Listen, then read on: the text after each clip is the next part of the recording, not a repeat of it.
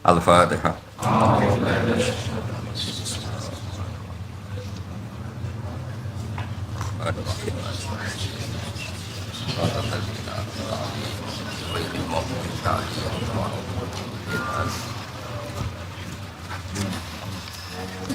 Imam Sibawai itu kitabnya banyak, tapi yang terbukukan hanya kitab Sibawai.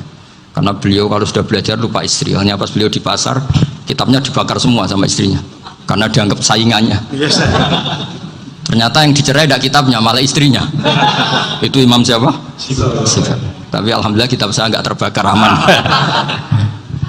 Saya teruskan ya. Jadi untuk menjaga riya dilatih innama azzamu Allah. Sebenarnya mereka itu menghormati, sehingga wasail itu sebenarnya nggak pernah jadi subjek pelaku utama, tetap Allah. Sebab itu kata Sayyid Muhammad, kamu kok mengatakan wasilah itu kafir itu gimana? Ketika innallaha qad ba'atsa lakum taluta malika. Talut itu ya manusia. PD-nya itu apa? Inna ayata mulkihi ayyatiyakumut tabut fihi sakinatum min rabbikum wa baqiyatum mimma taraka ahlu Musa wa ahlu Harun tahmiluhul malaikah. Jadi beliau PD itu kalau bawa sunduk semacam peti sakti, sing di situ ada baqiyatum mimma taraka ahlu Musa wa ahlu Harun tahmiluhul malaikah. Ya kayak semacam jimat ya. Tapi saya bukan mensyariatkan jimat enggak, karena nanti banyak penjual yang pembohong juga gitu loh. Cuma cerita, kamu tidak usah mengatakan kafir. Dulu Tolut PD-nya kalau bawa sunduk semacam peti kesaktian yang di situ ada baqiyatum mimma taraka alu Musa wa alu Harun tahmiluhul malaika. Sehingga Khalid bin Walid meskipun beliau sahabat dan menyaksikan wajah Rasulullah SAW, itu bawa sya'aratun min sya'aratihi Rasulullah SAW, bawa rambutnya Nabi. Perang kemana-mana itu diletakkan di pecinya. Nanti sama tanya lagi, masa pakai peci Khalid bin Walid itu? Wah panjang, sampai itu repot. Sampai tak warai ngaji usul fikih. Usul fikih itu kalau ngaji itu ada istilah tangkihul manat. Ini mestinya wilayah yang kita bisa berdebat sama Mbah Firjon. Dulu itu musuh saya karena saya makili Anwar, beliau makili Peloso. Tapi tahu-tahu kalah tua terus saya mengundurkan diri. Di fikih itu ada istilah, ada tangkihul manat, ada tahqiqul manat, ada tangkihul manat. Tangkih itu kira-kira gini, lafadz hadis itu dibuang sekian untuk tahu bahwa itu madarul hukmi. Misalnya gini, tak beri contoh paling gampang. Sama harus paham, kalau nggak paham nggak pinter-pinter. Ja'a a'rabiyun ila Rasulillah sallallahu alaihi wasallam. Ya karena ini menghormati Mbah Ahmad Siddiq, saya orang alim, jadi ngaji ini tetap ada suasana alim. Ya harus ada suasana alim, nggak perlu jadi orang alim, tadi susah. Sudah ngindari susah itu pintar, sudah itu aja. Jadi orang alim susah, ngindari barang susah pintar, berarti orang tidak alim pintar. Nah, meskipun tetap sudah itu pegangi sampai mati nanti. Loh, jadi orang alim itu repot. Itu kata Imam Ghazali, kalau orang alim kalau mau masuk surga itu sama Allah nggak boleh. Kif, kamu nggak boleh langsung masuk surga. Coba cari umat kamu, syafaati dulu. Dan saya takut nyari sampean tidak bisa kembali. Saya tidak punya rencana itu, pokoknya mau masuk. Boleh sampean aduan balik raroh dewe, wah repot nanti saya. Berat jadi orang alim itu berat. Ya saya teruskan ya. Ada tangkihul manat. Ja'a a'rabiyun ila Rasulillah sallallahu alaihi wasallam. Faqala ahlaktu wa ma ahlakaka qal waqatu imraati fi nahari Ramadan. Ya sidang kita, saya ini rusak ya Rasulullah. Kenapa? Karena saya menjima istri saya fi nahari Ramadan. Kata Nabi, kamu harus bayar kafarah. Napa Nabi kafarah? Puasa 2 bulan. Wong baru 1 hari aja terjadi gitu kok disuruh puasa 2 bulan. Ya tidak kuat ya Rasulullah. Baru berapa hari saya puasa aja kecelakaan seperti itu. Apalagi kalau sampai 2 bulan. Tidak ya Rasulullah. Ya sudah kalau gitu kamu pertama ngasih makan apa? Itqu raqabah kan, pertama merdekakan budak. Tapi kan sekarang nggak ada budak, makanya terus sekarang langsung puasa. Wah ini nggak bisa semua. Ya sudah ngasih makan orang 60. Kasihkan siapa ya Rasul? Ya orang fakir. Saya ini paling fakir. Di kampung saya ini orang paling fakir.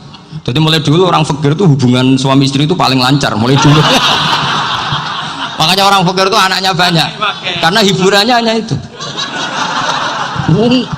Wong Ramadan aja.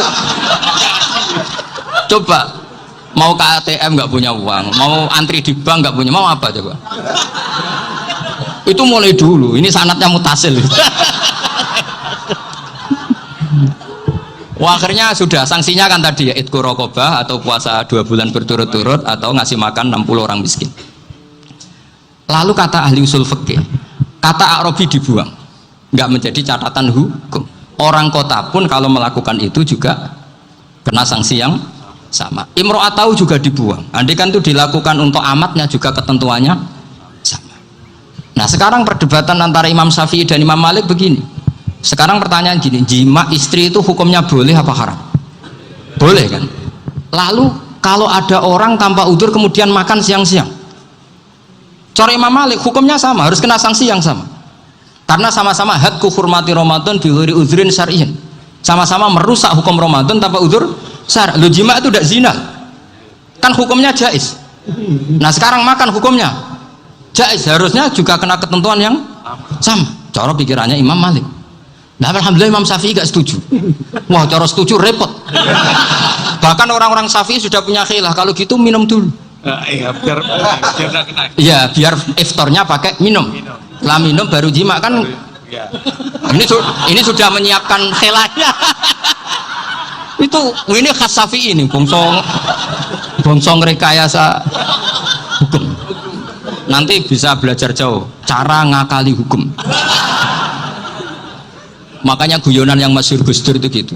Ada seorang kiai atau Gus lah, ya punya salah, namanya manusia kan punya salah, entah cangkruk entah apa, pokoknya punya salah. Ada wartawan yang ngiranya semua kiai itu orang suci, sehingga tanya sama Gus Dur, Gus itu ada kiai kok, ya pokoknya salah lah. Tapi jangan bayangkan dosa besar, enggak, kecil-kecil aja. Itu gimana itu? Padahal kiai kan orang suci. Jawabnya Gus Dur lucu. Ya justru yang boleh salah itu para kiai. Kalau kamu nggak boleh. Loh, kok bisa Gus? Karena mereka tahu caranya tobat. Repot. Kalau kamu nggak tahu caranya, sama pelanggaran hukum itu ya harus pakar-pakar hukum. Ya. Itu yang tahu caranya rekayasa. Kalau kamu ya kena pasal kan ya. Jadi kamu jangan niru saya. Saya ini punya sekian cara untuk nah, itu namanya khilah. Makanya kata Sayyid Muhammad, kamu tidak usah anti khilah, karena Abu Hanifah itu membolehkan khilah. Kitabul khiyal. Yang penting kamu soleh dulu. Setelah soleh nanti Allah maklumi. Soleh dulu, syaratnya soleh dulu. Kalau tidak soleh jangan. Contohnya gini, ada orang mau puasa lemes sekali, mau makan, gampang. Kalau langsung makan kan kayak hadku hormati Ramadan biwiri udrin syariah. Aku langsung mau jembera sowan Mbah Firjo. Sudah status saya Pak musafir. Sudah berangkat aja sampai Tuban makan. Nanti kalau nggak jadi ya nggak apa-apa, sudah mulai pergi sudah musafir. Saya tidak tahu nanti malaikat tertarik gebuki nggak tahu. Tapi itu ada khilafnya, asal soleh. Karena kata Sayyid Muhammad dan semua kitab mengatakan itu. Kalau sama nggak tahu ya kebablasan. Nabi Ayub, nabi yang terkenal Gudiken itu siapa? Ayub ya. Itu yang Israiliyatnya akan seru lah. Gudiken dikukur bek kreweng itu terlalu lah kalau itu. Untuk kreweng konti ning Arab ora ono kreweng itu sudah masalah itu. Singkat cerita, Nabi Ayub ketika diasingkan kaumnya itu kan nggak punya sumber makanan. Lah orang lelaki itu mulai dulu egois. Istrinya Nabi Ayub itu cantik sekali, udah cantik, rambutnya bagus. Makanya kamu nggak usah tanya kenapa istrinya kayak banyak yang cantik. Ya, nah warasatul anbiya, nggak boleh gitu. Kalau nggak cantik ya warasatul anbiya dari segi balak. Istrinya Nabi itu semuanya cantik. Nggak usah tanya sebabnya apa, pokoknya gitu, semuanya cantik. Singkat cerita, beberapa kali istrinya Nabi Ayub itu kerja demi bisa nafkahi Nabi siapa? Suatu saat itu tidak ada pekerjaan yang cukup untuk beli roti. Satu-satunya peluang dapat rezeki itu putrinya raja itu rambutnya berondolin. Terus ada sayembara siapa yang rambutnya bagus mau dibeli. Sampai rambutnya istrinya Nabi Ayub itu dijual. Nabi Ayub tersinggung karena itu mengurangi kecantikan. Jadi lelaki mulai dulu gitu. Udah nggak urun kalau istrinya nggak cantik itu komplain. Itu khasnya lelaki. Jadi kalau kamu gitu ada sanatnya juga, tenang saja ya. Komplain ya pegawai itu. Saking mangkelnya Nabi Ayub terus ngendikan la adriban naki mi'ata sautin. Kamu akan saya pukuli dengan mi'ata sautin atau dengan 100 cambuan. Atau mi'ata dikhtin atau mi'ata apalah sesuai konteks zaman itu. Enggak namun ini pecut tuku konti kok ribet lagi. Singkat cerita akhirnya ketahuan bahwa istrinya menjual itu demi Nabi Ayub. Allah nggak ridho kalau kekasihnya yaitu istrinya Nabi Ayub wis perjuangan kayak gitu malah kena hukuman. Tapi Allah juga nggak ingin kekasihnya yang bernama Ayub melanggar sumpah. Padahal beliau sudah sumpah, wallahi demi Allah nanti tak pukul dengan 100 kali. 100 kali dengan lidi lah misalnya, contoh yang gampang tuh lidi. Akhirnya sama Allah dikasih satu solusi. Wa khud biyadika dighsan fadrib bihi wala tahnas. Ya sudah, lidi itu ikat jumlahnya 100. Terus pukul sekali saja. Anggap saja sudah 100. Iku pangeran sing wari ngakali ngono iku pangeran. Tapi syaratnya soleh. Syaratnya soleh. Jadi kalau kamu anti khilaf berarti anti ajarannya Allah di ayat itu. Wa khud biyadika dighsan fadrib bihi wala tahnas. Itu dulu ada, ini cerita di Ithaf, ini cerita terakhir, ini sudah, sama jangan nama sudah. Terus pengumuman tadi yang nggak pernah sepuh ngutang saya itu haram tadi. Karena tadi saya punya kewajiban di rumah yang bisa menggugurkan ya kewajiban yang lebih besar. Lebih besar itu ya tadi bisa pernah guru, pernah sepuh, yang jelas gak umur sampean menang kabeh itu tua serepot itu. Ada raja itu ganteng kaya, senengannya nikah perawan cantik. Itu semua kampung mesti kenal. Mungkin digilir atau gimana pokoknya. Suatu saat ada pemuda suka sama perempuan yang di kampungnya, cantik sekali. Kemudian pemuda ini ternyata pekerja di kerajaan itu. Tiap hari ditanya, oh itu yang di kampung yang cantik siapa? Mau saya nikahin gini. Wah bahaya, ini saingannya raja. Jadi yang dibidik pemuda tadi itu saingannya. Si raja ini orang yang namanya raja kan gengsinya tinggi. Kaifatang kihuha wa qad ra'aitu qad qabbalaha rajulun. Kobok nikahi, saya itu pernah melihat dicium lelaki. Wah, gak mau, gak gelem, kadang ditambung lan wakot qabbalaha rajulun. Saya pernah melihat sendiri qabbalaha rajulun, dicium oleh lelaki. Wah, sudah gak minat raja langsung, gak keren. Suatu saat pemuda tadi nikahi perempuan itu. Rajanya marah, kamu lelaki gak punya harga diri gini. Gak punya selera, gak punya harga diri, sudah pernah dicium orang kok tetap dinikah. Bilang ke raja, ta'rif manir rajul, lelaki itu siapa? Abuha. Kamu tahu lelaki itu siapa? Sopo? Abuha. Bapaknya. Saya kan hanya bilang rajulun. Pernah dicium lelaki. Lah pikirannya raja itu lelaki kue-kue ngene iki. Tapi butuhe canom mau raja ben gak sido itu aja tuh. Baru kayak digulirkan gitu waqat qabbalah rajulun. Wah nggak mau. Setelah itu suatu saat pegawainya tadi nikahi perempuan. Kamu nggak punya harga diri gini. Kamu tahu mandir rajul apa abuha? Wah nak ngono aku gak apa-apa. Lah monggo sakniki wis bojo kula. Ora trimo wis diambung wis macam-macam. Lah itu namanya khilah. Apa? Khilah. Kalau di Balawa disebut tauriyah atau apa. Tapi saya tidak ngajari sampean seperti itu. Sudah pinter sebelum saya ajarin. Bangsa ngakali kan sudah pinter. Ya ini terakhir tak baca Arabnya saja nanti. Bismillahirrahmanirrahim. Biar dapat barokahnya Syekh Nawawi juga barokahnya guru-guru. Bismillahirrahmanirrahim. Wasababu nuzuli hadil ayati annahu kana baina farisa war rumi qitalun wa kanal musyrikuna yawadduna antaghliba farisu ar-ruma li anna farisa kanu majusiyan ummiyin wal muslimuna yawadduna ghalabatar rum ala faris liqaunihim ahla kitabin. Jadi zaman dulu orang Islam lebih senang kalau yang menang itu orang Nasrani. Kalau bandingannya ateis, karena bagaimanapun percaya kekuatan langit.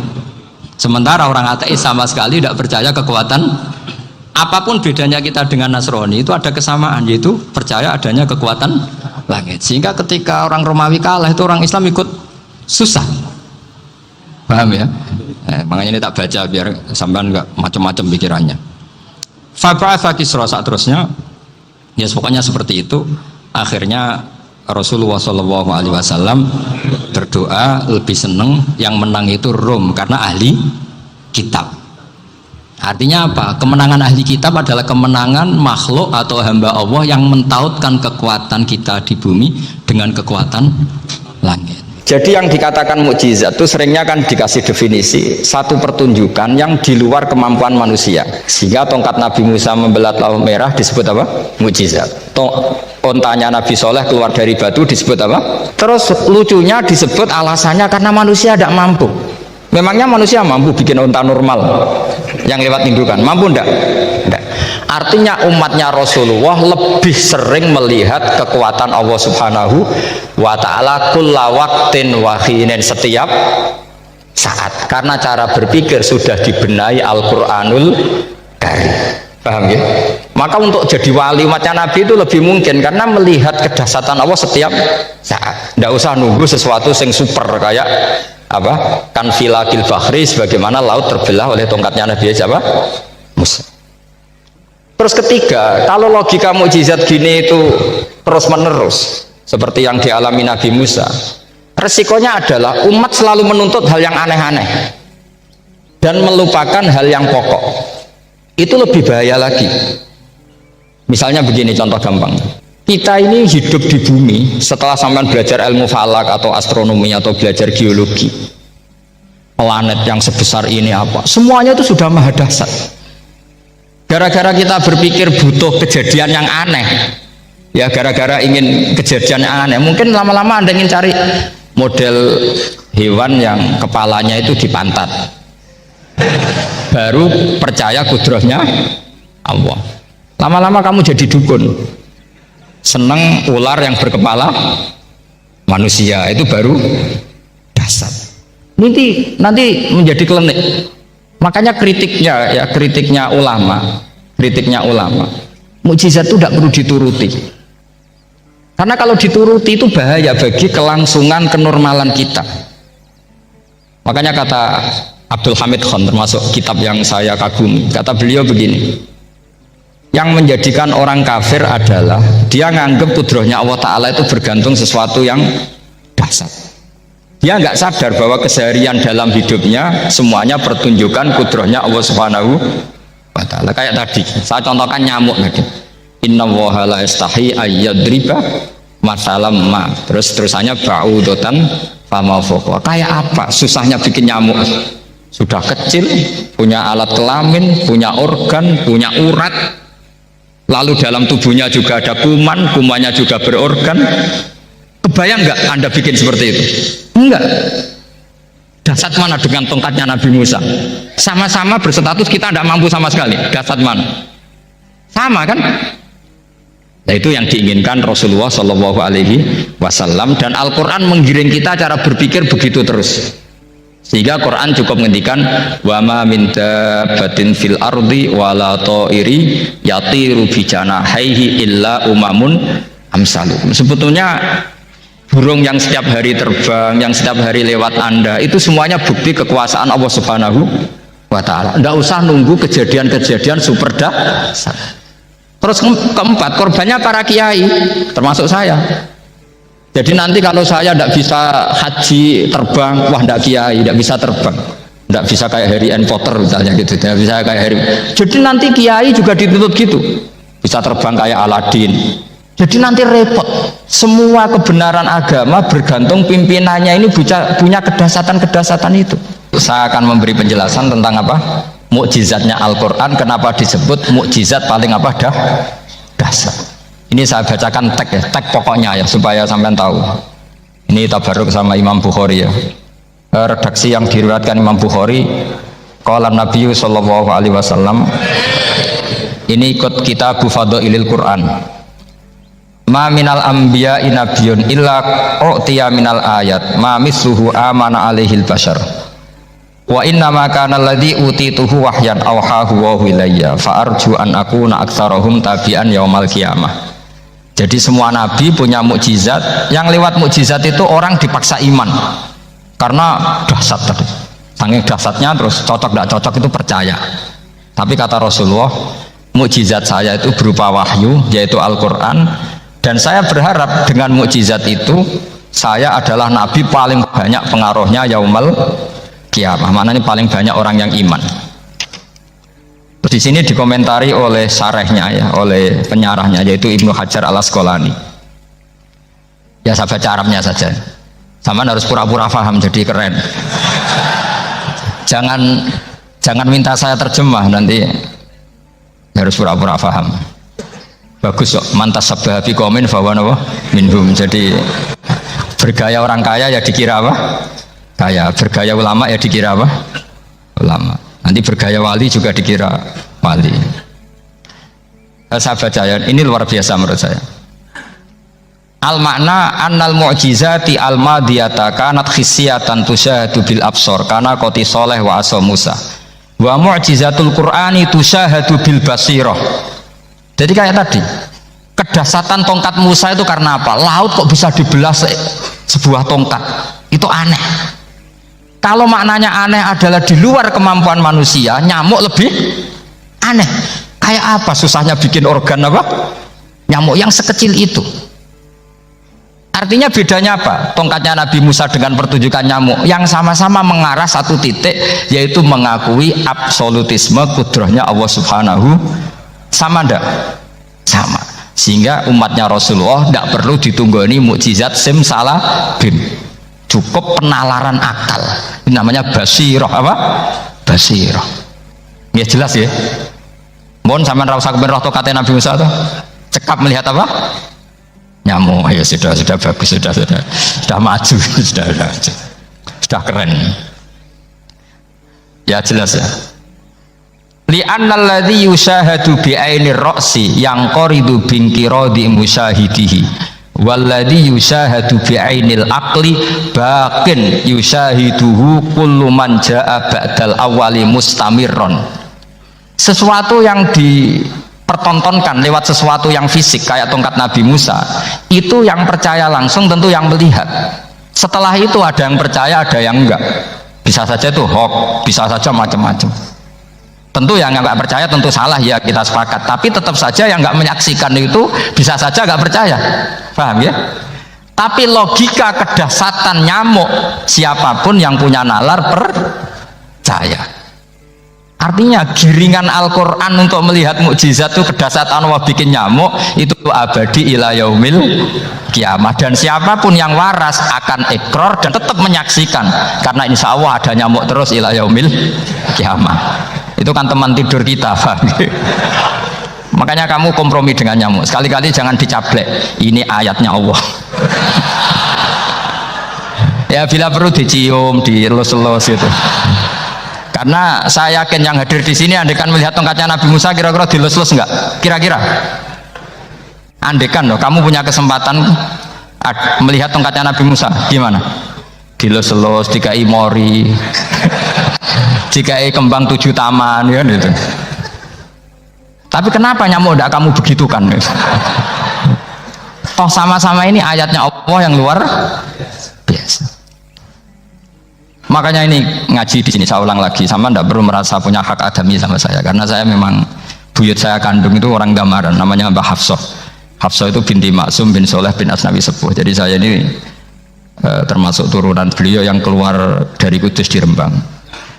Karena mbah saya kandung itu sepupunya Mbah Sahal, ya sama Mbah Sahal, ibunya Badiah ya putrinya Mbah Hafsah ini. Kalau saya namanya Sofiyah, ya putrinya Mbah Hafsah ini. Jadi kenapa saya cerita ini, ya memang Quran sudah terang-terangan ngendikan dzurriyatam ba'duha apa mimba. Jadi kekuatan dzurriyah itu luar biasa. Jadi kita menjaga harkat dan martabat para leluhur supaya ilmu ini terjaga. Jangan marisi gaya netok, baik alim terus putune pedita-pedidi gak alim terus gak keren, menurut saya itu malu gitu. Jadi marisi itu ya kalau putunya orang alim ya alimnya, jangan marisi mulyane. Orang alim terus mulya tok gelem dicucup, itu gak keren menurut saya. Niru alimnya dulu baru sama-sama dicucup, itu baru betul, Pak. Jadi ada aturannya. Saya teruskan. Sehingga Quran kalau menggiring mukjizat, ketika Rasulullah SAW dituntut kafir Mekah, kita tahu kan mereka nuntut apa misalnya? Lan nu'mina laka hatta tafjura lana minal ardi napa yam bu'a au takuna laka jannatum min nakhili wa inabin fatufajjiral anhara khilalaha napa tafsira au tusqitas samaa kama zamta alaina kisafan au ta'tiya billahi wal malaikati qabila au yakuna laka baitum min zuhrufin au tarqa sama. Masih mereka bilang gini, walan nu'mina liruqiyika hatta tunzila alaina kitaban naqra'u. Mereka nuntut tuh, Muhammad saya percaya kamu Rasul, tapi syaratnya Mekah yang tandus sulap, jadi kota yang subur makmur, menjadi jannat subur makmur. Atau begini saja Muhammad, kalau kamu gelo sama saya mangkel karena kita ada iman, turunkan saja adab, kisafan minas sama, turunkan saja adab. Atau begini Muhammad, kamu kan bilang utusan Allah, Kamu datang saja bersama Allah digandeng gitu. Digandeng terus sama Allah diangkat tangan kamu, dimaklumatkan kalau kamu rasulnya. Au ta'tiya billahi wal malaikati wabila. Karena mereka dengan logika yang salah. Yang dikatakan mukjizat itu sesuatu yang seperti itu. Artinya kalau kamu berpikir mukjizat yang seperti itu, berarti Anda turunan kafir Quraisy. Anda turunan apa? Kafir Quraisy. Maka nggak boleh berpikir mukjizat seperti itu. Nyatanya Allah cukup menjawab dengan ayat wa ma min dabatin fil ardi wala ta'iri yatiru bi janahihi illa umamun amsalukum. Dijawab lagi inna fi khalqis samawati wal ardi wa ikhtilafil laili wan nahar wal fulkil lati tajri fil bahr saturuse la ayatil liqaumi yaqin. Semudah itu kita iman kedahsyatan kudratnya Allah. Cukup melihat kerbau, kok bisa ya jaga populasinya, padahal tidak pernah dia seminar cara jaga populasi. Nyatanya tetap terjaga. Tanpa lamaran ya bisa jaga keturunannya. Tanpa sesar ya anaknya lancar. Tanpa sesar kan? Artinya mereka bisa. Karena di sini ada kudratullah. Ada apa? Ada kudratullah. Nah, kalau iman seperti itu, Anda baru betul. Yaitu yang disebut Allah, ya tanazzalul amru bainahunna li ta'lamu annallaha ala kulli syai'in qadir wa annallaha qad ahata bi kulli syai'in ilma. Semua urusan di alam raya ini hanya Allah ingin mempertontonkan bahwa saya kuasa. Jadi tidak perlu nunggu yang aneh-aneh. Sehingga andaikan saya ketemu Nabi Musa dan ketemu Rasulullah Muhammad SAW, pasti saya milih Nabi Muhammad sebagai ketua. Karena Nabi Muhammad yang bikin sarana iman dengan sarana yang seluas-luasnya, dan sarana ini tidak habis dan ada di mana saja, yaitu sarana ikrar bahwa Allah kudroh dan kudrohnya tanpa batas. Nabi bikin sarana apa saja, melihat langit, bumi, lautan, nyamuk, hewan, semuanya sarana untuk ikrar kudrohnya Allah Subhanahu wa ta'ala. Sementara Nabi Musa mempertontonkan hanya nunggu mukjizat sing khariqun lil adat. Paham ya? Makanya wajar kalau Nabi bergelar Afdolul Ambiya Sayyidul Awalin wal Akhirin, karena memang lebih efektif cara menggiring supaya orang iman. Sekarang sudah tahu kenapa Nabi jadi Sayyidul Awalin wal Akhirin? Sudah ya? Mungkin kemarin-kemarin tahu tapi gak tahu logikanya. Pokok iman selewat ke musola ngaji iman, itu iman yang kurang betul itu, karena tanpa nador. Itu namanya taklid yang statusnya mukhtalaf alaih, masih disidangkan di MK. Paham ya? Iman jadi iman taklid itu iman yang masih disidangkan oleh para ulama. Ada hakim yang bilang sah, ada hakim bilang tidak sah. Tanya anak-anak Qudsiyah, imanul muqallid itu mukhtalaf alaih apa mujma' alaih? Mukhtalaf alaih. Kalau imanu ahli nador mujma' alaih. Insya Allah barokahnya ngaji ini semuanya min ahlin nador. Apa? Min ahlin. Jangan amin sudah jadi, ini sudah jadi. Kalau amin kan masih berdoa, bisa makbul bisa nggak boleh iman kok. Ayo iman kepada Allah dan Rasul, amin, nggak boleh. Sesuatu yang pasti nggak boleh diamini, itu kan jadi kacau nanti. Harus bilang apa? Sami'na wa ta'na. Nanti lama-lama kamu disuruh Allah, ayo sholat, amin. Tidak boleh. Jadi amin itu ada aturannya. Tapi bukan berarti saya nyalahkan jenengan, enggak. Ya memang salah gitu. Jadi kan ya usah disaya, memang statusnya salah. Ya saya ulang lagi ya.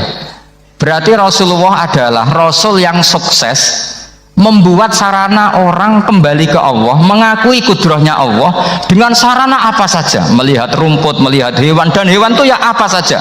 Gabah itu apa saja, hewan yang melata di bumi apa saja, semua bukti kudrohnya Allah. Bahkan Rasulullah sukses membiarkan umatnya nggak ditunggui beliau tetap iman, mergo ditunggui konsep sing super gini kok Al-Quranul Karim. Jelas ya? Tapi caranya memahami ya seperti yang saya terangkan ini.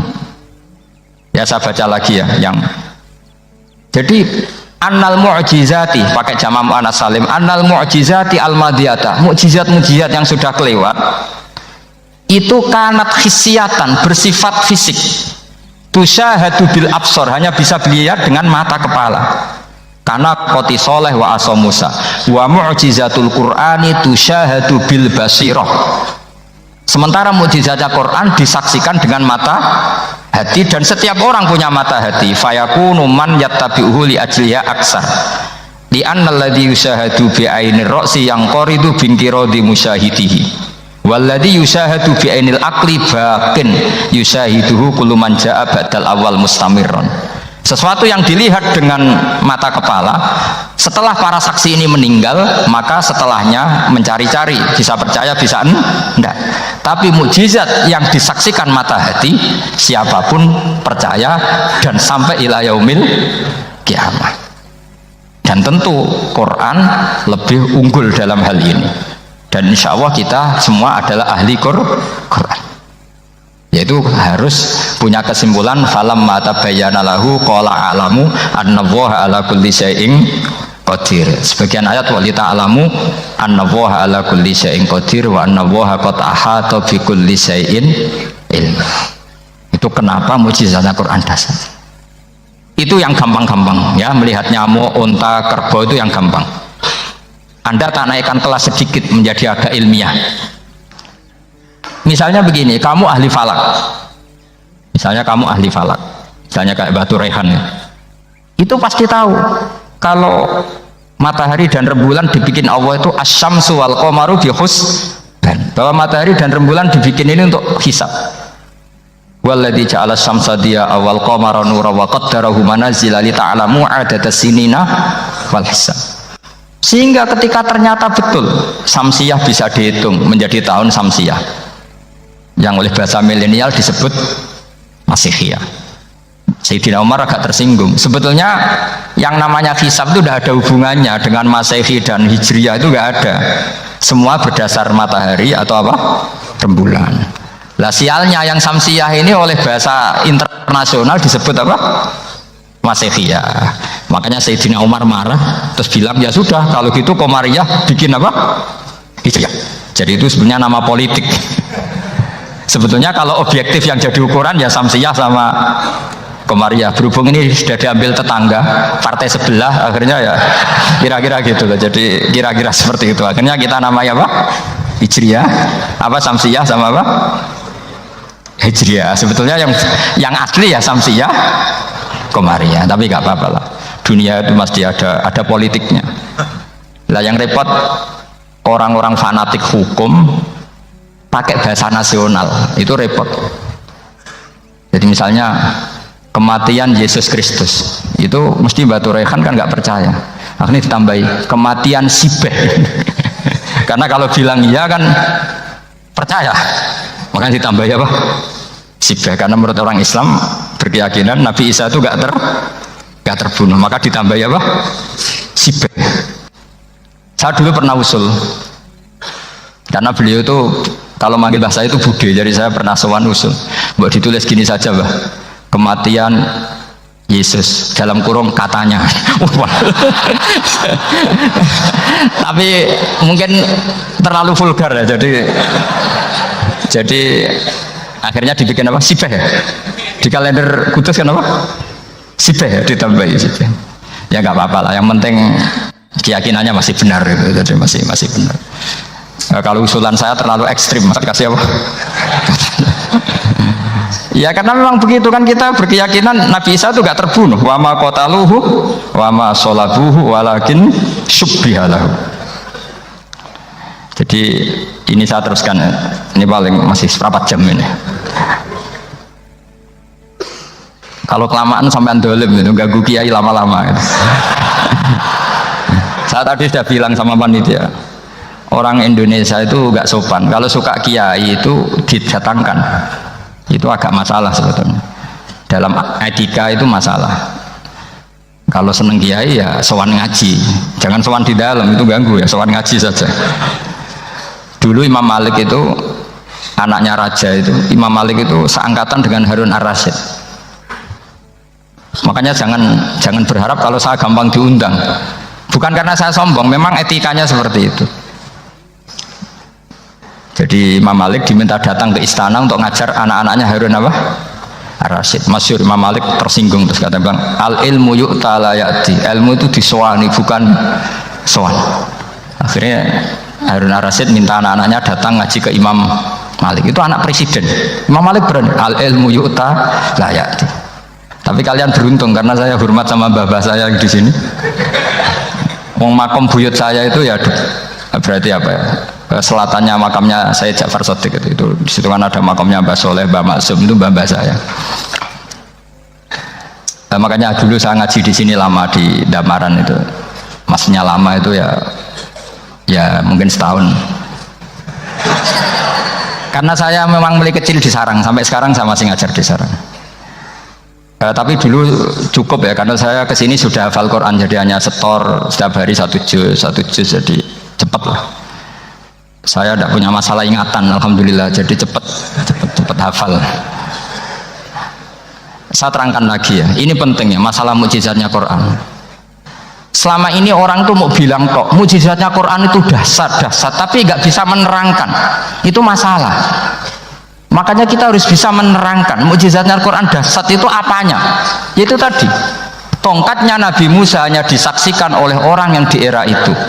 Toh tujuannya mukjizat adalah diakui kemudian orang menjadi iman. Lalu Rasulullah SAW beliau sudah intaqala ila rafiqil a'la.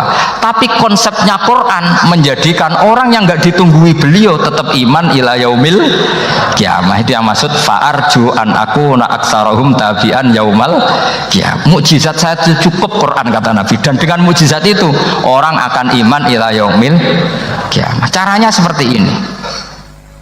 Karena tadi sedasat-dasatnya mukjizat tujuan utama orang terdikte supaya ikrar ngakui kudrohnya Allah. Lah ngono kok ngenteni tongkat sakti lah opo, cukup deloknya mau. Paham ya? Jelas ya? Alhamdulillah mau naik kelas ini sudah benar, ini sudah benar. Terus kedua begini, kedasatan Quran lagi. Quran itu bisa merunut, mentartibkan logika. Bahkan logika ini logika yang universal. Siapa saja merasakan logika itu. Misalnya begini, dulu orang kafir itu punya Tuhan banyak. Tentu yang dipertuhankan yang mana? Yang dipertuhankan itu banyak. Karena pikiran mereka urusan banyak, problem banyak, ya Tuhannya harus banyak. Ada BPKB digadekan, istri cerewet, macam-macam lah itu kan. Problemnya banyak, maka Tuhannya harus banyak. Karena Tuhan itu maknanya penyelesai masalah. Sehingga kalau masalahnya banyak, Tuhan harus banyak. Ketika Rasulullah membawa konsep satu Tuhan, mereka janggal. Makanya mereka bilang, aja'alal alihata ilaha wahida inna hadza lasyai'un ujab. Masa Tuhan satu? Ini aneh, nggak bisa. Tuhan harus banyak, karena masalah kita banyak. Itu terpatri, di otak mereka terpatri. Lalu Nabi dengan santai diajari Allah menerangkan. Andaikan kalian punya majikan banyak dan perintahnya beda-beda, kamu suka enggak? Ya enggak suka, mat, enggak enak. Punya majikan banyak itu udah enak. Milih mana majikan banyak sama satu? Satu aja, mat. Tuhan kamu adalah majikan kamu. Kalau banyak kamu bingung. Ya mat, satu aja, mat. Itu segampang itu. Jadi menggiring, Tuhan itu kan bos kita, tuan kita.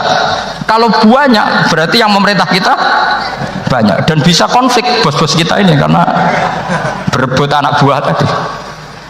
Akhirnya mereka, kalau kamu punya majikan banyak dan perintahnya beda-beda, semuanya minta dilayani, kamu pusing enggak? Ya pusing, mat. Minta mana? Majikan banyak sama satu? Satu saja Muhammad. Ya Tuhan kamu adalah atasan kamu, maka harus satu. Mereka paham. Oke, mat, Tuhan satu. Itu yang dimaksud dorobawaw matalar rojulan fihi syuraka umutasyakisuna wa rojulan salamal lirojul hal yastawiyani masalah. Langsung alhamdulillah, karena mereka yang paling bodoh pun paham dengan logika itu. Paham kalau Tuhan banyak, perintahnya banyak, kita repot.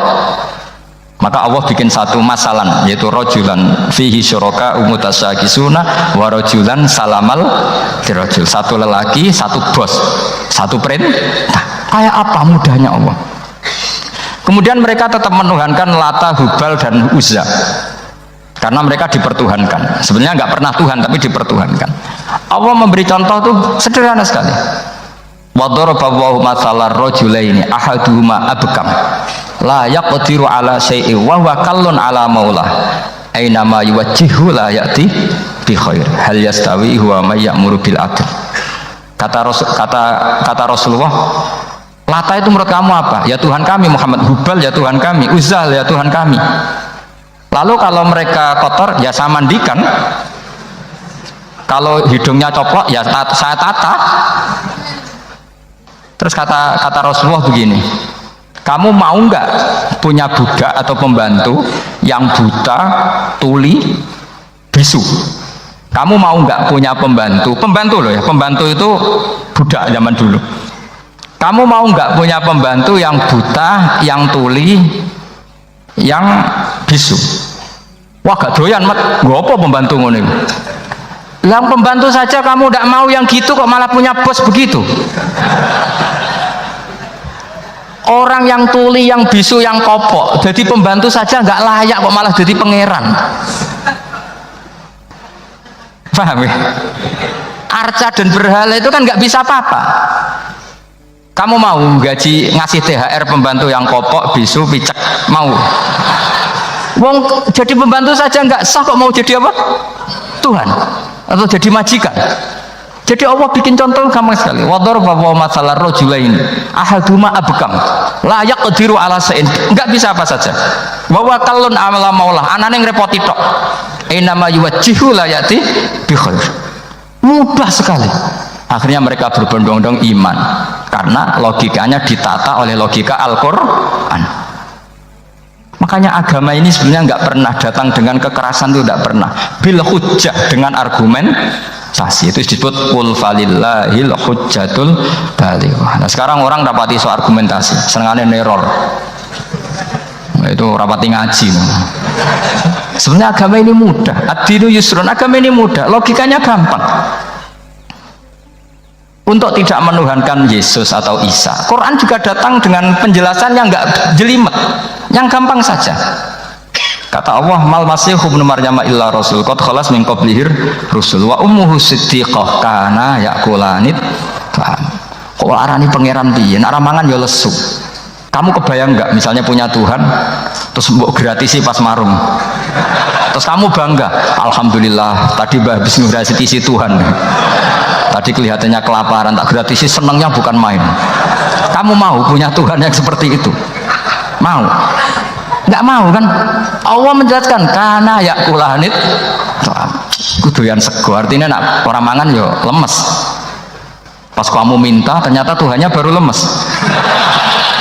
Jadi Quran itu tidak sinis gak, tapi menggiring logika bahwa ini tidak mungkin Tuhan. Wong kana ya kulanit.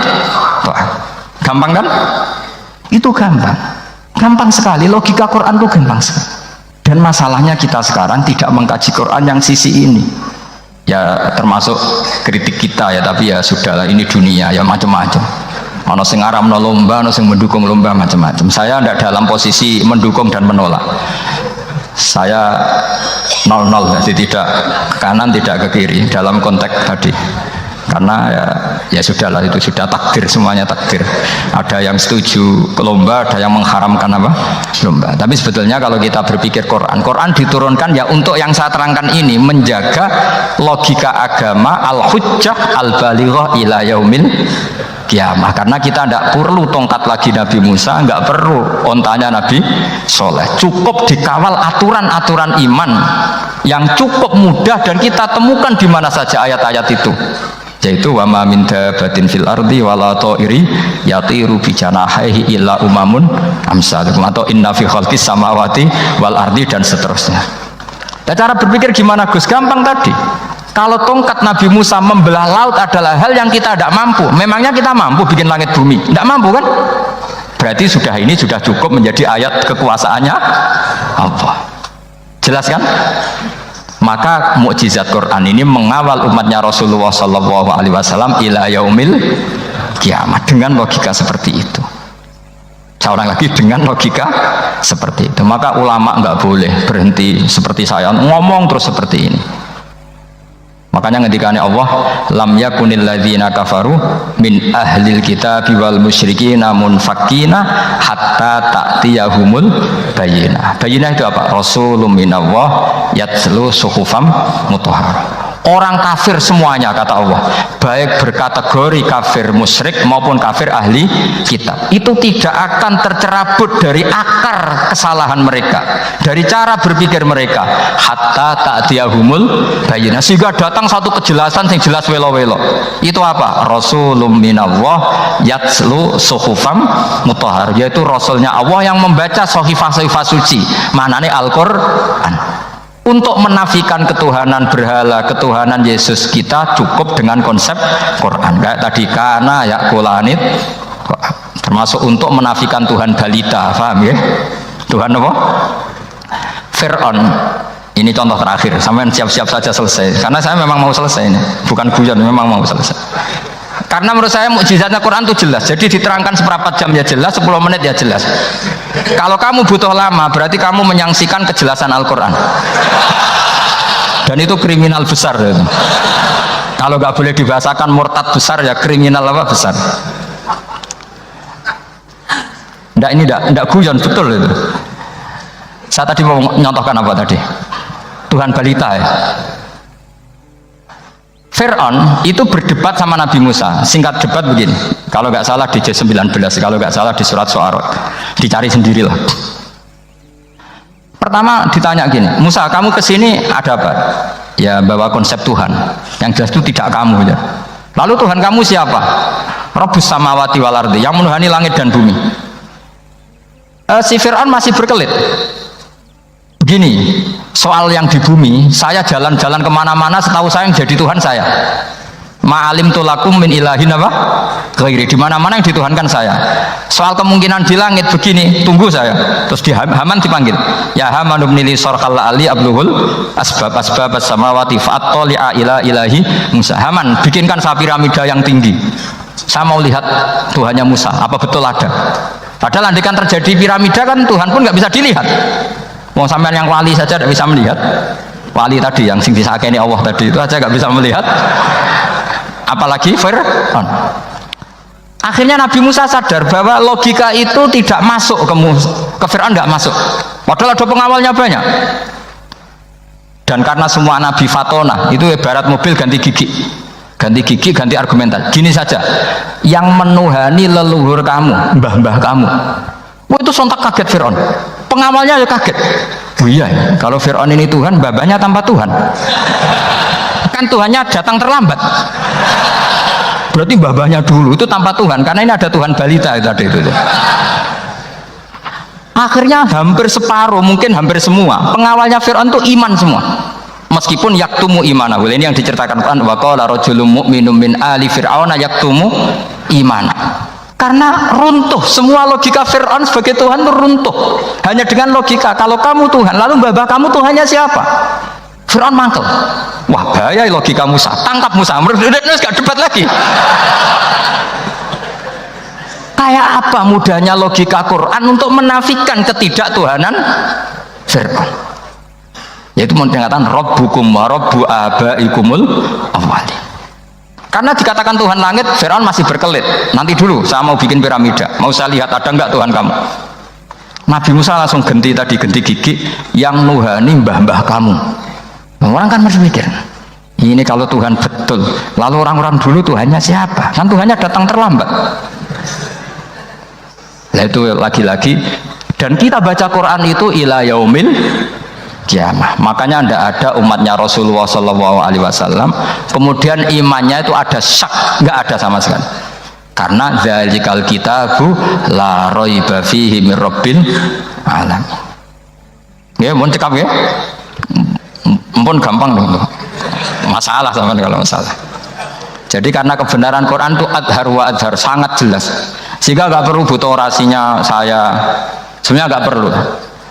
Saya yakin, sampean sebelum saya terangkan ya sudah iman, sudah betul. Ini kan akal-akalan saja saya dimanfaatkan. Ya. Karena ya menurut saya itu ya sudah adharu min samsi dzohiro kalau dalam bahasa Arab. Kebenaran sejati itu lebih jelas ketimbang matahari di siang hari, karena ya tadi logika. Ya saya tambah satu contoh lagi, semoga ini selesai betul.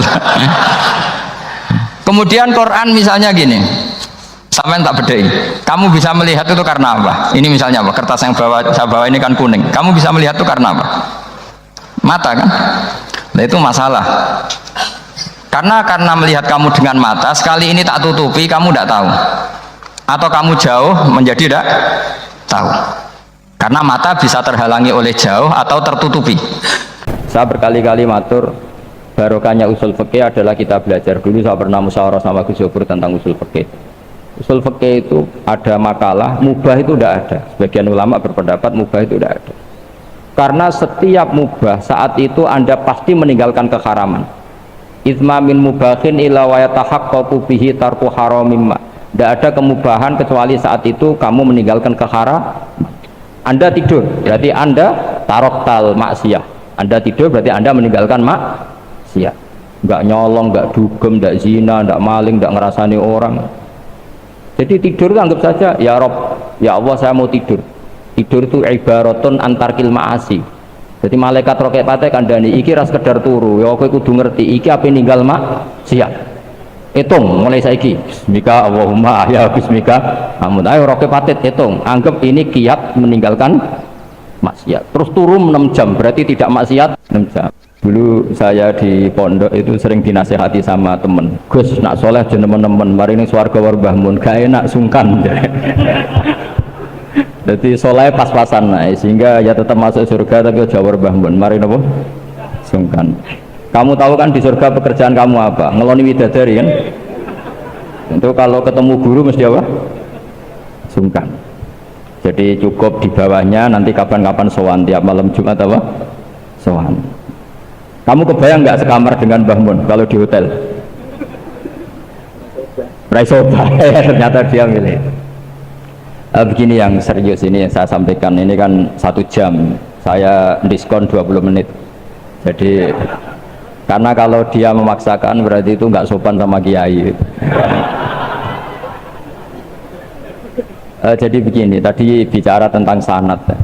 Jadi saya harap semua santrinya Mbah Mun, baik yang pernah mondok maupun pecintanya, sanad ini kualitasnya harus dijaga. Jangan sampai ada sanad yang hoax, kalau dalam bahasa hadis maudhu.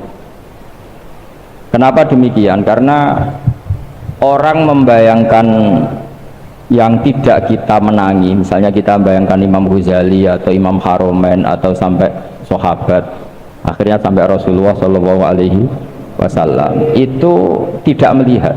Satu-satunya background yang kita lihat adalah guru kita atau orang yang kita saksikan. Saya ulang lagi ya, satu-satunya cara melihat Rasulullah adalah melihat sahabat, melihat tabiin, tabiin, sampai melihat guru-guru kita yang sekarang. Kenapa demikian? Karena mau tidak mau itu ada sanad. Sehingga dalam ilmu hadis atau ilmu fikih disebut ada orang mimpi ketemu Rasulullah, misalnya saya ketemu Rasulullah dan beliau ngendikan besok Ramadan. Itu kalau di ilmu fikih la yu'tabaru qaulu, tidak perlu diikuti. Mendingan ngikuti Pak Rosid yang enggak mimpi ketemu Rasulullah tapi melihat apa? Hilal. Saking nganggurnya di pinggir laut terus. Itu tidak apa-apa. Terus ditanya seorang lama tadi, bagaimana Anda membandingkan mimpi ketemu Rasulullah dengan melihat hilal? Kata ulama tadi, mimpi ketemu Rasulullah itu hak Anda, saya boleh percaya boleh tidak. Tapi haddatsani rajulun minal ulama, haddatsani rajulun sampai Rasulullah setiap mengatakan haddatsani rajulun tambah yaqadatan, bahwa Rasulullah secara terjaga ngendikan sumu li ru'yati wa aftiru liru'yati fa in huma alaikum fa akmilu iddata sya'ban salasina yauman. Kamu puasa Ramadan ya karena melihat rembulan, nanti lebaran juga karena melihat rembulan. Nabi mengatakan itu secara yaqadatan terjaga. Sahabat menyaksikan riwayat itu juga secara terjaga. Tabi'in meriwayatkan itu juga secara terjaga. Sampai Mbah Mun, sampai Gus Zufur, sampai kita semuanya diriwayatkan secara terjaga. Maka riwayat yang secara terjaga ini jangan dikalahkan oleh subjektivitas seseorang yang mengklaim mimpi ketemu Rasul. Bukan karena tidak percaya tentang mimpi itu, tidak. Man ro'ani fil manam faqat ro'ani. Tapi itu kan subjektif. Kalau setiap orang yang ngomong gitu kita percaya, ini hancur. Ya nak sing ngomong Habib atau ulama bisa dipercaya, nak sing ngendikan Pak Rosid tenan ta ora.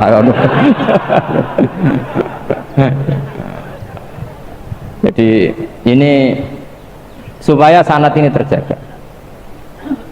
Jadi sanad itu harus terjaga. Makanya saya pernah entah tahun berapa, saya memang tidak perlu saya ingat-ingat karena saya memang nggak suka punya kenangan Mbah Mun ada tanggalnya supaya abadi. Ada orang tertentu yang suka ditanggalin kalau punya kenangan sama Mbah Mun. Kalau saya enggak usah tanggal, biar kenangannya mustamir setiap saat. Saya pernah diminta Mbah Mun, hak delok wajahku. Beliau ngendikan man ro'ani wa man ro'ani dakhalal jannah. Man ro'ani wa man ro'ani la yaumil qiyamah dakhalal jannah. Siapa yang melihat wajah saya, melihat wajahnya yang melihat wajah saya, melihat wajah yang melihat wajah saya, dakhalal jannah.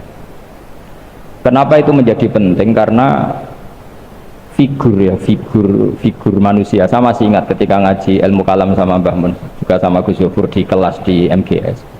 Mbah Mun ngintikan gini. Saya masih ingat betul, tak catat ya. Wong ora iso niru pangeran. Pangeran ora salat, ora mangan, ora ngombe. Niru ya mbek makhluk. Jadi tidak bisa kita tanpa wasilah, tidak bisa. Kamu niru Allah piye? Kaifa yusolli? Allah nak salat piye? Kacau kan? Allah nak poso piye? Memang Allah tahu mangan, Allah tahu poso. Nak turu piye? Allah la ta'khudhu sinatu. Maka ibadah itu niru makhluk. Karena kita makhluk. Makhluk itu duwe syahwat. Islam memberi sarana ibadahnya nikah. Sing ora payu nikah ana sarana ibadah ngempet. Paham ya?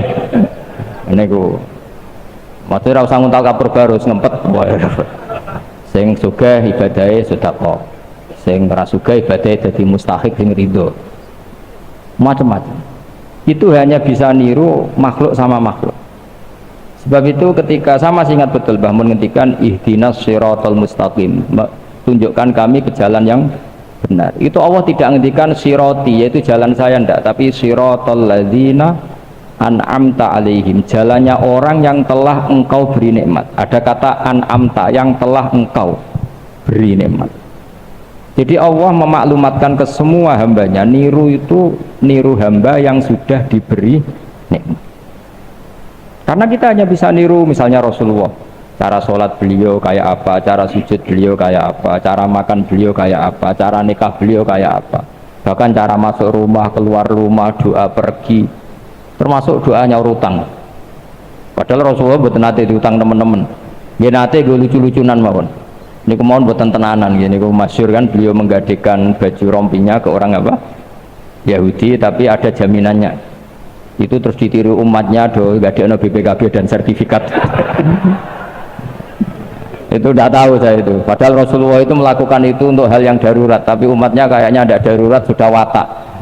Itu yang membedakan Rasulullah dan umatnya. Tapi perlu saya sampaikan, sanad ini harus muttasil. Sehingga kita tahu bahkan cara tidur Rasulullah itu miring kemana, ala jambihil aiman, kemudian madhab kiblat. Sebelum tidur beliau wudu, sebelum tidur lagi baca subhanallah 33 kali, alhamdulillah 33 kali, Allahu akbar 33. Sebetulnya wiridan itu sanad paling kuat itu tentang mau tidur. Meskipun ada riwayat dibaca setelah apa? Sholat. Jadi makanya kita al-jam'u baina riwayaten, habis sholat ya baca itu, mau tidur ya baca itu. Nah, sebetulnya habis sholat sama mau tidur tuh ngeri mau tidur, karena ini kan pemanasan mati, pelatihan mati, karena satu kondisi yang Anda sudah tidak bisa ikhtiar. Tapi kayak apa Rasulullah? Justru kita kondisi yang nggak bisa ikhtiar itu pesannya Nabi apa? Kamu baca ini, in mutta kata Nabi, ada yang baca in mitta sama ya, karena Quran baca dua kali, ada muttum, ada apa? Mittum. In mutta alal fitrah, jika kamu mengikuti wiridan yang saya ajarkan, sekali kamu tidurnya bablas, maka kamu mata alal iman, kata Rasulullah. Jadi orang kalau mau berpikir potensi paling ngeri, bahaya paling ngeri adalah orang mau tidur, karena di situ kita tidak bisa apa-apa. Cara musuhmu mangkel bekku ya karek nyembelih, cara bojomu mangkel bekku ya karek ngobong, kok ini TV ini bu. Sama ndak usah merasa tidak akan ngalami itu, ya insya Allah ndak itu. Tapi dengan melihat di TV semua potensi itu ada. Atau kowe turu ning kendaraan tangi-tangis ning akhirat. Ditakoki, Gusti kalau mau teng akhirat mau kecelakaan kan. Nah, Justru mau tidur itu Nabi itu unik, kelihatan bahwa ada nubuah, ada kenabian yang luar biasa. Kalau mau tidur itu ada wiridannya. Saya termasuk orang yang fanatik baca wiridan sebelum tidur. Jadi jangan kira kalau setelah saya sholat jarang wiridan, nggak punya wiridan di tempat lain, itu sangat suudzon yang menyakiti. Saya punya cara sendiri untuk ingat Allah, itu terutama mau tidur. Sampai istri saya itu protes, Gus nak bersolat tahu mau nyekel tasbih api tidur. Saya itu punya tasbih lupa jumlahnya semuanya di kamar tidur. Ini sekaligus ijazah entah pamer kebaikan tidak tahu saya, pokoknya sudah husnudzon saja. Suudzonu iblis. Karena mau tidur saya pikir kalau tahu-tahu saya bangun terus ketemu mungkar nakir terus kayak apa.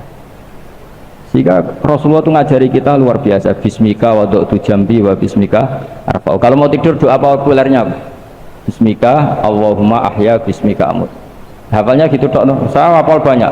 Allahumma rabbas samawati sab'i wa rabbal arsyil azim rabbuna wa rabbu kulli syai' falikul habbi wan nawa. Allahumma antal awalu falaysa qablaka syai' wa antal akhiru falaysa ba'daka syai' wa antal dhahiru falaysa fawqaka syai' wa antal batinu falaysa dunaka. Kok baca sampai tidur. Saking kadang takutnya sama Allah, akhirnya nggak bisa tidur. Kadang sampai setengah 4 apa terus tidur baru setengah jam terus subuh. Jadi kalau melihat tren itu kayaknya saya bakat wali gitu kalau trennya seperti itu terus. Tapi sayangnya tren seperti itu jarang makanya terus tidak jadi wali-wali gitu. Tapi saya ingatkan ke jenengan, sanad-sanad seperti ini tuh yang mungkin Anda lupa. Anda hanya ingat sanad misalnya ya Mu'ad inni uhibbuka fakul dubura kulli sholatin atau falatah da'anna dubura kulli sholatin Allahumma inni ala zikrika wa syukrika. Kamu lupa bahwa saat paling krusial dalam hidup Anda itu tidur, sehingga disebut wa min ayatihi manamukum billaili wan. Itu dari segi krusial gawat darurat, setiap saat Anda bisa mati. Belum urgensinya tidur untuk melawan maksiat. Itu kalau kamu hidup di kota Demak atau kota Semarang, bener kepikiran niklap atau wong ayu-ayu seneng terminal ning gone dalan-dalan, itu satu-satunya cara itu hanya tidur. Kowe nak melek tetep jelalatan tak jamin. Masuk ke ngarep masjid Demak nggo tasbih gede-gede. Eling pangeran mbek delok wong liwat tuh eling di kira-kira. Jadi tidur itu perlawanan terhadap maksiat. Sehingga saking hebatnya tidur sampai dijadikan ayatnya Allah, mana mukum billaili. Saya berkali-kali matur barokahnya usul fikih adalah kita belajar dulu. Saya pernah musyawarah sama Gus Yofur tentang usul fikih. Usul fikih itu ada makalah mubah itu tidak ada. Sebagian ulama berpendapat mubah itu tidak ada. Karena setiap mubah saat itu Anda pasti meninggalkan keharaman. Itsma min mubahin ila wa yatahaqqaqu bihi tarku haramimma. Tidak ada kemubahan kecuali saat itu kamu meninggalkan keharaman. Anda tidur berarti Anda taroktal maksiyah. Anda tidur berarti Anda meninggalkan maksiat. Enggak nyolong, enggak dugem, enggak zina, enggak maling, enggak ngerasani orang. Jadi tidur itu anggap saja ya Rob, ya Allah saya mau tidur. Tidur itu ibaratun antarkil ma'asi. Jadi malaikat roket pate kandani iki ras sekedar turu. Ya kowe kudu ngerti iki apa ninggal maksiat. Hitung mulai saiki bismika Allahumma ya bismika amun. Ayo roke patit hitung, anggap ini kiat meninggalkan maksiat. Terus turun 6 jam berarti tidak maksiat 6 jam. Meskipun akhirnya maksiat karena bangun jam 7. Artinya maksiat ra subuh gitu. Tapi betapa krusialnya ulama. Ulama lah yang mengajarkan kita tidur itu rohatan lil abdan, untuk istirahat, kita pulih lagi bisa kerja lagi. Pak Butlati bisa ngantor lagi, Pak Kapolsek, Kapolres bisa ngantor lagi, semuanya aktivitas tentara bisa ngantor lagi. Memulihkan kekuatan itu ibadah. Meninggalkan maksiat karena tidur juga ibadah. Tidur saja ibadah. Ini barokatnya umatnya Rasulullah Shallallahu Alaihi Wasallam. Senyaman itu. Coba kalau kamu jadi umatnya Nabi lain, wah itu beratnya bukan main. Dan itu sesuatu yang dimintakan Allah, dimintakan Rasulullah kepada Allah, yaitu Rabbana wa la tuhammilna ma la taqata lana, termasuk la tahmil alaina isran kama hamaltahu 'alal ladzina min qablina. Jangan bebankan ke umat kami sesuatu yang seperti engkau bebankan pada umat dulu. Umat dulu itu kalau mau tobat, kayak umatnya Nabi Musa pernah nyembah anak sapi, itu yang pernah nyembah tobatnya dibunuh. Liyaqtulal bari'u minkum al mujrima, yang terbebas dari menyembah anak sapi disuruh bunuh yang pernah menyembah anak sapi. Fatubu ila bari'ikum faqtulu anfusakum. Mau beratnya kayak apa? Kalau orang sekarang tobat cukup soal Pak Rosid, salami template 100.000, dipandu caranya tobat diwari istighfar. Nomor itu penting. Nomor loro seneng kiai, seneng aku maksudnya. Maksud kalimatnya jelas. Itu sudah.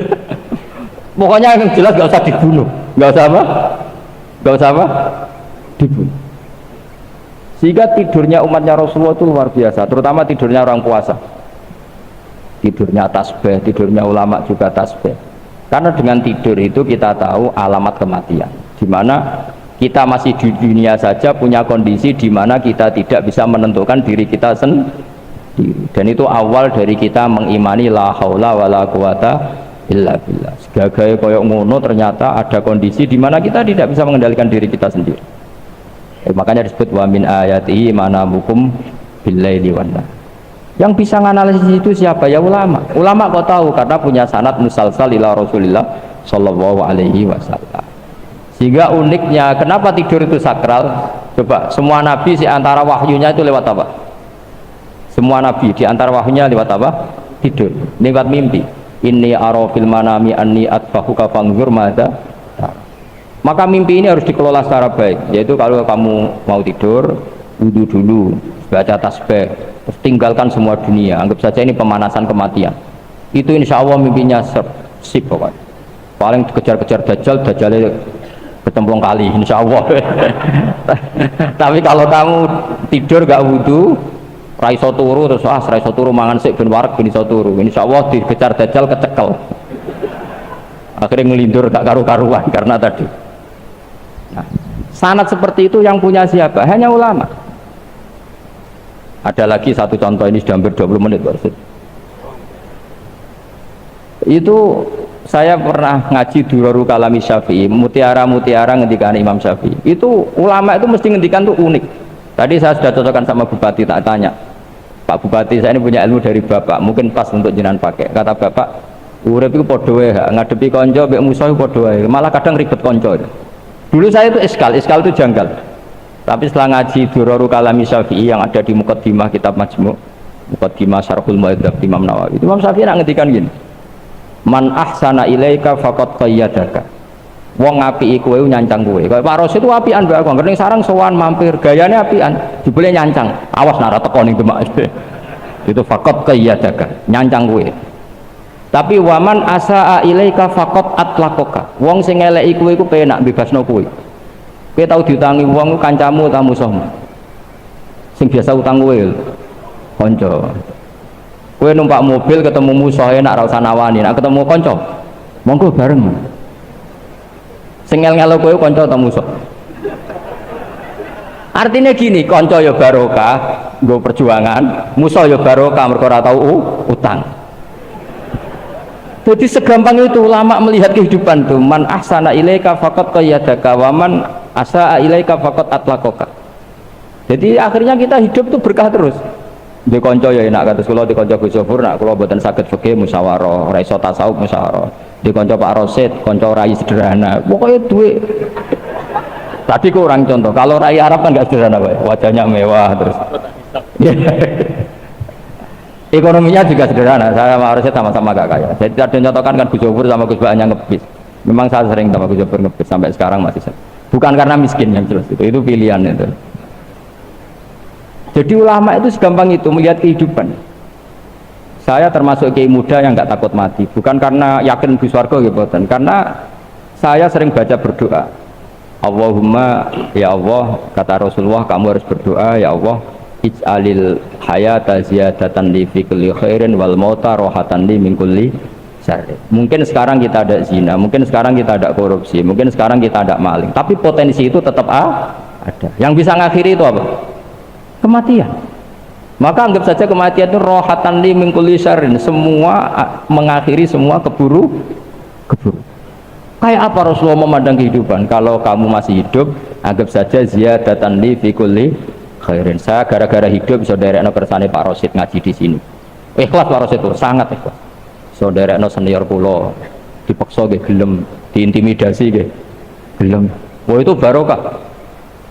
Nanti setelah saya mau mati, pikiran saya juga akan ridho-ridho saja. Ya Allah, ini akhir dari segala potensi keburukan saya. Jika kiai NU, kiai alim itu ada bajingan, tukang ngemel wong kok mati. Saya gitu Pak, niki saya. Tanggane ora ono sing gelem muni saya. Kiai ini maksud, ayo Pak muni saya Pak. Mboten saya ini tempuh. Lah nggih saya pun mati mun mboten saged nakal niku. Lha jenenge rohatan li min kulli syarrin. Kalau mayit ya rohatan lahu min kulli syarrin. Kayak apa? Sanad kita ke Rasulullah kabeh itu dimanes dadi ibadah. Al hayat ziyadah fi kulli khairin, al maut rohatan min kulli syarrin. Kenal Pak Rosid ya ibadah. Apalagi kenal Gus Zofur ibadah, kenal bupati ibadah, konco perjuangan. Kenal preman ya ibadah, konco latihan dakwah. Anggapnya latihan ngelola rehab. Kenal polisi ibadah, jaga stabilitas nasional. Kenal ABRI ibadah, jaga NKRI. Kenal orang nakal ibadah, dianggap pembina. Semua itu ibadah. Kayak apa ajaran agama ini? Semuanya baik-baik saja. Tergantung nih. Tapi sanad ini siapa yang punya? Hanya ulama. Nah ulama itu siapa? Ya orang yang kamu ketemu. Dalam konteks ini Mbah Mun. Mbah Mun ngajari kita macam-macam. Mbah Mun ketemu orang siapa saja hormat. Saya kemarin bikin makalah untuk beliau, termasuk saya cerita dari riwayat Rasul Aqli Ba'dal Iman Billah At-Tawaddud ilan nas wastina'ul ma'ruf ila kulli bardin wa fajirin. Inti iman setelah akal menentukan kita iman kepada Allah, akal setelah mengantarkan logika iman kepada Allah, akal itu kita gunakan at-tawaddud ilan nas supaya kita bersikap simpatik dan melakukan kebaikan kepada siapa saja. Karena barokahnya kita simpatik nak ngandani wong nggih gampang. Misalnya kita jadi kiai alim sundul langit terus sampean mbek tangga modit ketemu wong perengut sing ape ngandel iku sapa? Sementara sing preman ayo ngopi nggonku sik tenang ae. Sing kiai ini orang begawean gak ada kopi kowe. Akhirnya sing preman sakok di pengaruh, sing kiai ini bakhil gak duwe. Itu tidak boleh kejadian seperti itu. Makanya ada riwayat wastina'ul ma'ruf ila kulli barin mafaj. Terus kalau suwun sanad-sanad seperti itu tidak boleh hilang. Saya itu kitabnya Mbah Mun Al-Ulama Al-Mujaddid itu setengah hafal, sampai sekarang masih tak baca. Kalau mau tidur tak baca, bahkan di tas saya itu ada terus. Ya karena kalau saya di Jogja kangen Mbah Mun baca itu, ketika beliau masih sugeng, apalagi sekarang. Karena jangan sampai saya ini punya fatwa yang mukhalif terhadap fatwanya Mbah Mun. Ini terutama warning sama santri sarang, nggak boleh. Terakhir-terakhir itu Mbah Mun punya kecenderungan, punya pikiran kayak Yusuf Qaradawi, yaitu ada potensi wajibnya zakat khodrowat fawakih. Yaitu misalnya kamu petani melon atau petani tebu kok jadi kaya asal sudah satu nisab dia wajib napa zakat, tidak harus kut, tidak harus apa padi. Meskipun beliau tidak ilzam, tapi beliau ngendikan gini, sama sih ingat ketika ngaji sama Gus Zofur, Pak Rosid kalau bangun guyon wong desa iku wis melarat gegere nganti koyo akeh wae, bangun nyontokno gegere macul nganti koyo akeh gara-gara sing ditandur pari wajib zakat. Wong Sulawesi nandure kakao cengkeh, zaman itu cengkeh joyo berhubung ora kut gak wajib zakat padahal kaya. Jadi fenomena itu sering diutarakan beliau. Lama-lama beliau ngarang di Al-Ulama Al-Mujaddidun, beliau mengutip pendapat Ibnu Katsir, tentu di era modern kayak Yusuf Qaradawi. Sebenarnya Yusuf Qaradawi sendiri bukan mujtahid, dia yang muqallid juga.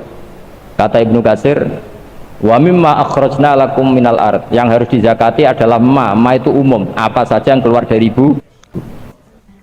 Jadi Quran itu ngendikan laha maka sabat, berarti mana nih ini laha iku manfaat kedua nafsu utawa awa-awaan, semua orang itu akan termanfaatkan oleh atau akan mendapat manfaat oleh perilaku positif mereka. Itu Allah mau ngendikan laha pakai li, no? Terus wa alaiha lan marat kayak guna mana nih melarat mana nih, dan orang akan menanggung beban karena perilaku buruk yang dilakukan. Ini bahasa Arabnya mau nopo laha maka sabat wa alaiha maka sabat. Makanya kalau dalam bahasa Arab saya kok ngutangi orang, ngutangi itu memberi utangan ke orang lain. Itu kalau orang Arab ngomong ini li ya li ala zaidin dainun, saya punya uang yang di bawah Zaid. Karena orang lain tak diakan pakai ala. Usah rungokno ben kesuwen tak koyo malaikat iso. Tak koyo malaikat iku li napa ala. Ya, jadi kalau saya mengatakan li ala zaidin dainun, berarti saya punya uang yang di bawah Zaid, berarti ngutangi. Tapi kalau saya yang utang alayya li zaidin dainun, saya punya utang kepada Zaid. Makanya kalau dalam bahasa Arab itu misalnya al-malu li zaidin, harta ini milik Zaid, nggak boleh dibahasa Arabkan al-malu ala zaidin. Ya. Ya sudah gitu bahasa Arab. Jadi kalau da'a alaihi berarti negatif, no? Tapi kalau da'a lahu positif. Ya itu pokoknya apa? Laha makasabat wa 'alaiha maktasabat. Sehingga di bahasa Arab itu Allah selalu pakai li dalam menunjukkan otoritasnya. Misalnya lillahi mulkus samawati wal ard. Allah punya otoritas mengendalikan langit dan bumi. Enggak boleh diredaksikan ala wahi mulkus samawati wal ard. Enggak boleh seperti itu. Yaitu kaidah umum ya. Tapi kemudian ya tentu ada banyak pengecualian atau ada konteks lain yang itu tidak harus. Pun mohon pahami. Jadi Quran itu sering simpel menghentikan apa laha makasabat wa 'alaiha maktasabat. Ya maknanya ya sudah seperti itulah makasabat. Setiap seseorang akan diuntungkan oleh perilaku positif yang dia lakukan wa 'alaiha maktasabat, dan akan dirugikan oleh perilaku negatif yang pernah dilakukan. Ini Allah mau napa pakai laha sama napa 'alaiha, napa pakai laha sama 'alaiha. Ya begitu seterusnya di hadis. Sehingga perdebatan ulama kalau maknanya hadis itu termasuk itu. Jadi apakah alat takdiyah itu menentukan? Ya jawabannya iya, karena kalau rohiba misalnya seneng, itu orang Arab darani rohiba. Berarti at-targhib fi sunnati Rasulillah, seneng sunnah Nabi. Tapi sekali takdiyahnya itu maknanya benci, kayak ada suama yarghabu ammillati Ibrahim illa man safiha nafsa. Tidak ada yang benci aturan-aturan Nabi Ibrahim kecuali orang sing bodoh, illa man safiha nafsa. Kata setengah hadis faman rohiba an sunnati falisamin. Itu sekali alat takdiyahnya an diganti li, itu faman rohiba li sunnati itu maknanya seneng. Jadi itu bahasa Arab. Mun kalau terang dong ya. Ada 6 orang sing dilanati Allah, termasuk az-zaid fi kitabillah. Orang yang menambahkan dalam Al-Qur'an, yang menambahkan itu misalnya secara penulisan bisa melanggar aturan penulisan, itu yang terkait penulisan. Kalau makna nambahi makna, kalau filsafat ya nambahi napa filsafat. Pokoknya apa saja sing keceluk napa mendamai. Jika dalam konstitusi ulama itu ada hal yang menyenangkan kita, yaitu termasuk dosa besar. Bahkan kalau Sayyid Abdullah bin Husain mengatakan termasuk murtad. Tapi kita jangan ngikuti yang terlalu ekstrim lah. Pokoknya dosa besar, tidak usah sampai murtad. Meskipun saya setuju sama Sayyid Abdullah bin Husain supaya orang itu takut. Itu adalah ijabu malam yajib, mewajibkan sesuatu yang tidak wajib. Jadi misalnya kayak di pondok mentang-mentang kowe khusyuk terus santri bu wajib no wiridan, itu masalah itu cara konstitusi orang alim, karena wiridan itu tidak wajib. Sehingga kadang wong beling yo luwih bener mereka ora tau wiridan, mereka jan yo ora wajib. Cuma yo atine atos wong ora tau wiridan. Tapi sing jelas sing wajibno itu salah. Dalam konstitusi ulama itu salah besar. Karena kalau itu ditoleransi, saya ulang lagi, kalau itu ditoleransi, maka syariat ini akan tambah beban. Misalnya aja jenis kiai khusyuk senengane wiridan, santri ini diwajibno wiridan. Nah, kiai nengkek santri ini wajib setrikanan kelambine. Mergo isin di santri apa? Gak modis. Gak stylish lah isin.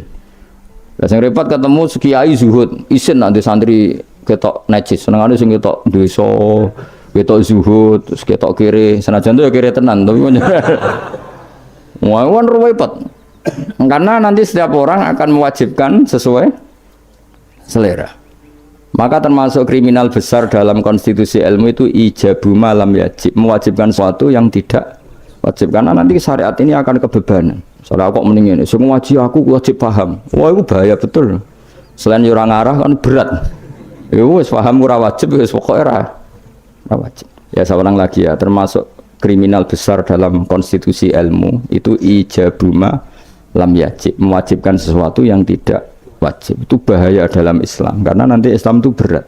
Makanya tradisinya ulama-ulama top dunia itu, kalau jamaah, saya mulai kecil di Mbah Mun ya, padahal ngimami Mbah Mun separuh santri ya bubar, sing ngimami Mbah Mun gak wiridan. Ya karena ya tadi kiai ini rawani ngloroi wong ora wajib, tapi ya tetap ngajak wiridan, wong ora dijak eling pangeran, dijak eling pangeran, tapi separuh bubar.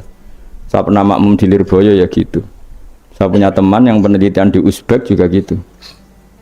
Tinggal nak maghrib di Mami Mustafa kesunatannya sing separuh nopo bubar. Bila perlu 99%. Itu bukan demonstrasi, implementasi dari menghindari ijabuma lam yajib. Tapi orang boleh menuduh itu bukti railing pangeran. Itu juga nyata. Memang ya railing pangeran tenan sing bubar-bubar gitu. Tapi memang berat. Apa? Kalau itu ditoleransi itu berat. Agama ini jadi berat. Coba kan kiai itu tipikalnya kan macam-macam. Ono sing seneng wiridan, nanti bisa saja muridnya diwajibkan. Ono sing wengkek. Stylish, carane ketunan ngene, carane kelambinan ngene, pokoke mergo isin dene santri ketok desa. Ono sing repot sing kiai sing seneng zuhud. Santri maca ora oleh, santri kudu ketok melarat. Terus ini semuanya jadi aturan. Itu berat Islam. Napa? Berat. Sehingga mulai dulu itu masyhur itu kalau nanti cerita tentang mriki. Abdullah bin Mas'ud kok ana wong duha bendino, wong disuweping. Kowe kok nyanyi sholat duhur. Maksudnya wong duha kok lakoni bendino berarti posisinya koyok sholat disuwep.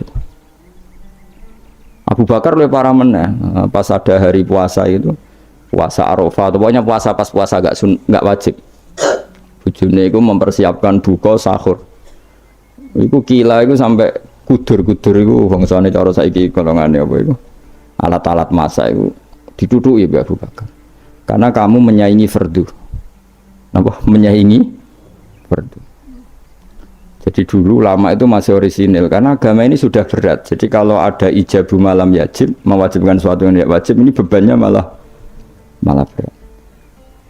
Nah tentu selalu ada ulama yang ijtihad. Ijtihad itu misalnya takut wong raileng pangeran terus diharuskan wiridan. Mulane jam gimana gue muni wajib di bahasa Indonesia wae. Dadi kok nak ketemu Said Abdullah bin Husain sing aran Sulam Taufik, lho kok wajib no wiridan? Mboten wiridan iki harus. Sing aran wali kutub, sing aran Sulam Taufik wali kutub jenis Said Abdullah bin Husain bin Tahir. Kula niku mboten pernah enggak baca kitab itu sampai sekarang yang baca saya sendiri Sulam Taufik.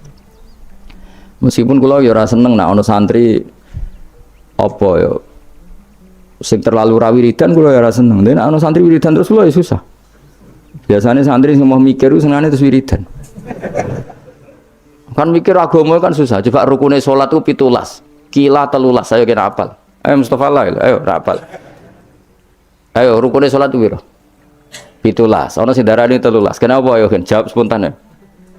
Khilaf ulama iku 17 ambek 13. Ana sing darani 18 ambek 14 ayo. Kenapa? Ayo Mas. Apa? Belajar apa? Baca di satu bamu. Oh, kakek nggak grup. Saya kan sesat Mustafa itu. Kamen nggak grup malah nih.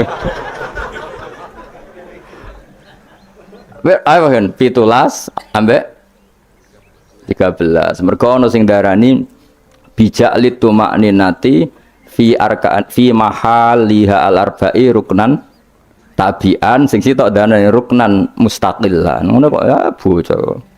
Lha bocah seneng wiridan kan mau mikir, ngapalo 17 ya jajal 17 apa lo cepet.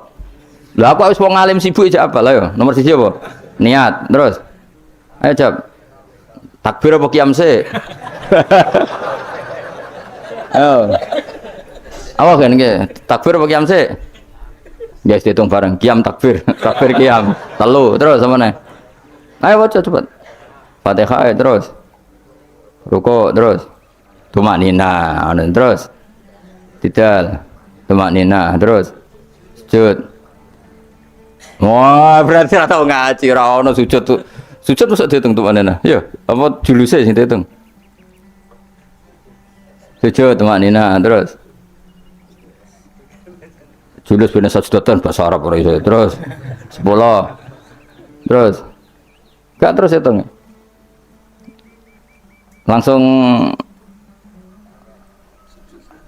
sujud tadi lah dihitung langsung ini 10 terus lagi 10 loh.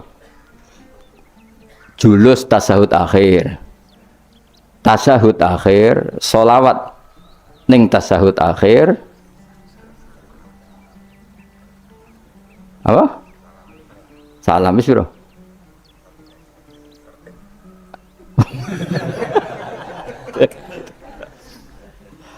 Misalnya ngono kan gak seneng bocah, ada wiridan kan. Jadi sing seneng wiridan itu perlu dicurigai, siji eling pangeran. Nomor loro pancen moh, hukume pangeran sing mikir ku ora seneng.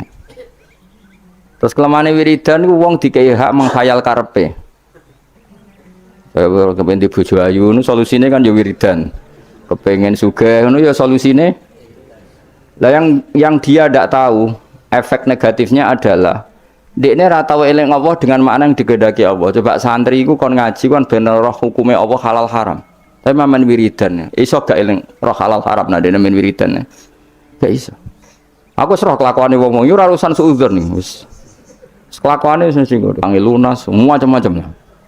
Jadi lagi saya tak warai hukumnya pengiran mau ngapa lo rukune salat 17. 17 itu nomor pertama 3 iku urutane piye kira roh? Iku niat, qiyam, takbir apa?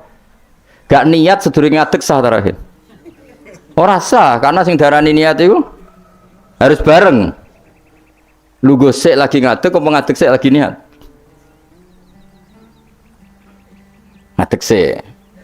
Lah berarti niat mbek ngadeg ku dhisik ndi? Ora tau mikir nek kok dadi ahli swarga ku piye. Mane masyhur ning masjid ku ana wong sekelompok wiridan ndonga ning pangeran. Sing sekelompok diskusi halal, Nabi posisi berdiri sulus. Nak zaut antarane rubu' ambek nisfun. Nak zaujah sumun ambek rubu'. Masraf. Opo ae, Mbah. Pusing. Padahal hukumnya pangeran, apa? Ya jelas hukumnya pangeran. Saya belajar hukumnya pangeran mbek wiridan dhuwur ndi. Oh, dhuwur belajar hukumnya pangeran sembrono. Allah ngistilahno wiridan niku mau kowe elingo pangeran. Tapi nek ngistilahno hukum yusikumullah iki wasiate pangeran. Wasiat itu barang serius apa gak serius? Serius. Lan kalau di santri khusyuk wis curiga wis gak prospek cara kula wis. Mbah Mun nek santri khusyuk sering wiridan kok ngarep diseneni malah. Cung kowe nang seneng am jamaah wae ora tau sinau. Dadi malah diamuk santri sering jamaah kok ngarep. Jangan-jangan seneng pelampiasan apa? Tapi masalah kuwi wis ra kadung ra seneng sinau, terus ra seneng wiridan. Tambah elek meneh. Kan lah ya elek meneh ya ora seneng ilmu. Wis lawala wis lawala iku akhirat yo ora entuk, ilmu yo ora entuk. Tapi bahayanya seneng wiridan di situ. Kadang-kadang mau menghindari hukumnya Allah. Gak siap deh nih diterang hukumnya Allah. Ya mau. Jajal santri warai ngene, "Jong kan abar salat maca iki luwih siap." Jajal ngomong ngene, "Jong nak bar salat apa lo sing rukun kundi sing sunat di?" Apa menan nanti ngene, sing sunat ayat iku pira, sing abad pira? Ah tambah ora. Ayo surat abad pira? Ayo Mus, nak iso, tak kei dhuwit saiki. Sunat ono pira? Ono abad, ono hayat. Nak abad sing 7 baru bisujudis sahwi. Nak hayat ora terus tak kon ngitung. Ayo hitung sih, hayat pira? Tak kei dhuwit saiki. Wakeh ora trimo 100-200.000. Oh serang saya ngaji sing biasa nggo jalalan ngalor ngidul. Gak siap. Wah sing hafid lah, gak siap. Karena apa ya? Ilmu itu wis ruwet. Mulane kula yakin para kanjeng Nabi Muhammad sallallahu alaihi wasallam. Umpama kanjeng Nabi ku isih sugeng, iku ambek wong wiridan, ambek wong ngaji iku Nabi gabung sing ngaji. Kok ngaji ku mesti bener ya mergo nerangno hukume Allah. Tapi nak dongo, nah sekarang motivasi ada doa itu keinginan kamu apa keinginan agama ini? Kau kepengen di bojo ayu loh, keinginan Islam atau keinginan kamu? Jawab ya, gak usah munafik. Keinginan kamu, kau kepengen urip di duit, keinginan kamu apa keinginan Islam? Tapi wong sing mulang halal haram, bahwa anjing darani haram, babi darani haram itu keinginan Islam apa keinginan kamu? Keinginan Islam. Mulane tetep dua ulama tak jamin. Ono ulama sing ninggalo nafsu. Awas gak nawani ulama. Lu ya orang yang belajar itu ngomong keinginan Islam. Coba aku nerangno nak niat ku fardu ain untung ku apa ya? Cong nak salat ku niat ku fardu, ngadeg ku fardu bagi sing mampu. Fatihah ku fardu. Keinginan Islam apa keinginan saya? Keinginan Islam. Tapi nak aku eling pangeran. Eling dengan makna kelakuanmu iku mau. Eling pangeran kok nyaur utangmu, kok nuruti karepmu. Ayo jawab. Lho gak usah wedi menyang kelakuanmu wis ngono, wis biasa wae. Mulane tobat ya lewat ngaji iki tobat. Maksudnya yo wiridan tapi wau sak kadare bariku belajar halal haram. Kandhane angel wong-wong. Wong alim itu orang sing paling ngomong tentang keinginan Islam. Lha untunge apa jajal kaya kula niku jujur nerangno niat iku fardu. Nek ora niat salate gak sah. Maca Fatihah fardu, nek ora maca Fatihah salate gak sah. Itu keinginan Islam. Tapi aku donga ya Allah, kula kepengin murid sing sopan, sing nurut. Itu keinginan saya. Akhirnya serukin aku duwi lu. Tapi ya lucu dek sopan ya lucu. Mulane kalau biasa ra sopan ada apa? Sopan. Dosa kan ya sopan malah. Oh, dadi niku tason nok gawe-gawe wis bakate ora sopan wis terusno wae biasa wae. Ya saya ulang lagi ya. Wong kudu mikir. Eling Allah iku apik, tapi maknane eling Allah maknane ning gone ahlul ulama iku eling Allah eling sak ketentuannya. Misalnya kayak di bojo cerewet. Terus donga ya Allah mugi-mugi bojo kula niku dados wanita ingkang sholihah. Terus eling ketentuane Allah. Sing ditakdir di bojo sholihat iku ana aturane. Misalnya terus eling at-thayyibatu lit-thayyibina wa thayyibuna. Pokoke walhasil eling lah terus al-khabisatul khabisina al-khabisuna al-khabisat wa thayyibatu lit-thayyibina thayyibuna lit-thayyibat. Iya, Allah gawe aturan bojo sholihah iku pantese sing lanang yo saleh. Akhirnya mikir, mboten sidorian Gusti. Ini sementara niat ini saya batalkan. Saya tak soleh dulu, baru nanti setelah saya soleh, jenengan yang harus ngikuti aturan. Jenengan berjanji yang thayyib harus dapat thayyibah. Akhirnya kan nggak banyak nuntut. Gue kependi anakmu alim, soleh, hafal Quran. Terus gue kudune nuntut. Lah aku iku ngapal ya ora tau zaman pondok beling kok kependi anak soleh. Iki wis sumbut ta ora? Akhirnya mikir, Gusti saya dulu tak soleh dulu, tak hafalkan Quran dulu baru donga anak. Tapi ini kan enggak. Kowe goblok trauma mbek goblok anak mbok plekoto dadi wong pinter. Lah ini sebetulnya dendam apa kuapok melarat terus anak mbok peksa dadi sugih. Wong sing ngapok kowe kok anak dadi korban. Iku keinginan apa keangkuhan? Jadi wong kudu mikir, tapi nak hukum itu tidak seperti itu semua. Lan kula nak mbek wong alim hormat. Ya donga sak kadare, jenenge wong njaluk pengirane sak kadare. Nomor 1 ku eling hukume apa. Ya mau. Ketika ada diskusi ilmu nerangno faraid misalnya, di pojok masjid nerangno faraid. Nak ana mayit mati, iku umun bagiane sabanahu. Nak kowe mojok donga, jajal takoki, kenapa kok donga ngantos nangis? Utang kula kuwat. Kita udah siap kabeh. Mergo aku ngerti kelakuanmu mesti seneng. Nah, wis ora. Ya tapi tetap donga, tapi ya sak kadare. Sak kadare nganggo donga sapu jagat wis Rabbana atina fid dunya hasanah wa fil akhirati hasanah wa qina adzaban. Men kula niku fanatik ambek ilmu, kula fanatik. Sing nganti kula ketemu pangeran fanatik. Mergo ilmu itu menjangkau semuanya. Dan ilmu itu juga sing bihi yu'badullah, dengan ilmu Allah disembah, dengan ilmu Allah ditaati. Tanpa ilmu itu enggak bisa semua sudah. Coba kowe misalnya donga ya Allah kula kepengin dadi wong sugih, sing barokah, sing manfaat. Pertanyaannya, ukuran barokah itu apa? Nak sugih gelem zakat, lho ki roh bab zakat. Wong bab zakat ae. Kula kepengin di bojo ayu sing nurut. Lu nurut kowe dalam keadaan goblok. Berarti nurut yang kesesatan. Bocah kok ora mikir.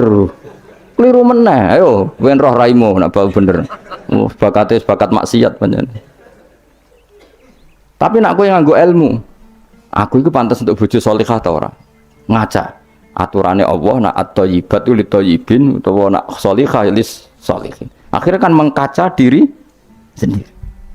Wis ra sedo donga mengke riyen Gusti, sholihah mengke riyen tak saleh riyen ngono-ngono. Thayyibat mengke riyen tak thayyib riyen. Kowe belajar. Wong ana mendonga addu'a mukhul ibadah. Donga iku sumsume. Itu hadis aja iku tok tolabul ilmi fardhotun. Fardune ra dilakoni kok amen. Bocah ora karo-karuan. Jadi, tapi kan mesti ra siap kan? Lho soal kowe ngaji ini semangat dan golek ilmu nakalan, mau mikir karek ngrungokno. Engko nek ora paham rekamane diunekno nek. Iki pecundang golek ilmu ngene iku golek ilmu pecundang. Golek ilmu tenan ya aku, nek ora paham nganti nangis. Lho kula maca kitab ora paham nganti nangis. Nak utek ora cukup, perangkat ora cukup kalau nganti salat hajat ya pangeran, supaya paham. Kowe kan gak golek ilmu sing ringan, carane yang ngrungokno. Maknani dhewe ra iso, maca dhewe golek sing ahli, wis teko ning majelis. Gak iso ya dibaleni meneh. Nak gak paham wis wa alam. Apa ya gue lucu-lucunan zaman akhir cukup lah gue cukup. Tapi jenenge gak golek ilmu kang niku. Apa ya mau pecinta atau apa ya pokoknya ya darane pecundang kok elek temen setelah pokoknya ngono. Ya tadi eling-eling ya. Jadi Kanjeng Nabi nate rawuh teng masjid, posisi beliau masih berdiri, ada sekelompok sahabat yang berdoa, ada sekelompok yang diskusi halal. Itu ada di Muqaddimah Ihya, ada di Muqaddimah kitab Majmu', ada di beberapa kitab hadis ada.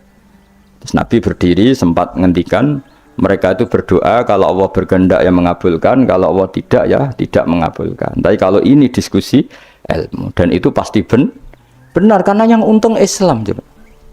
Ketika seseorang ngomong zina itu haram, zina itu merusak turunan, zina itu merusak tatanan sosial, narkoba juga merusak tatanan sosial.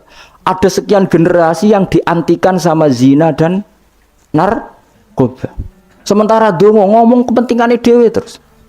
Ya ora kelas e wong dongo mbek wong mulang iku cara derajat ya ora kelas e. Ngandel aku tuh bocah kandhanane kok angel.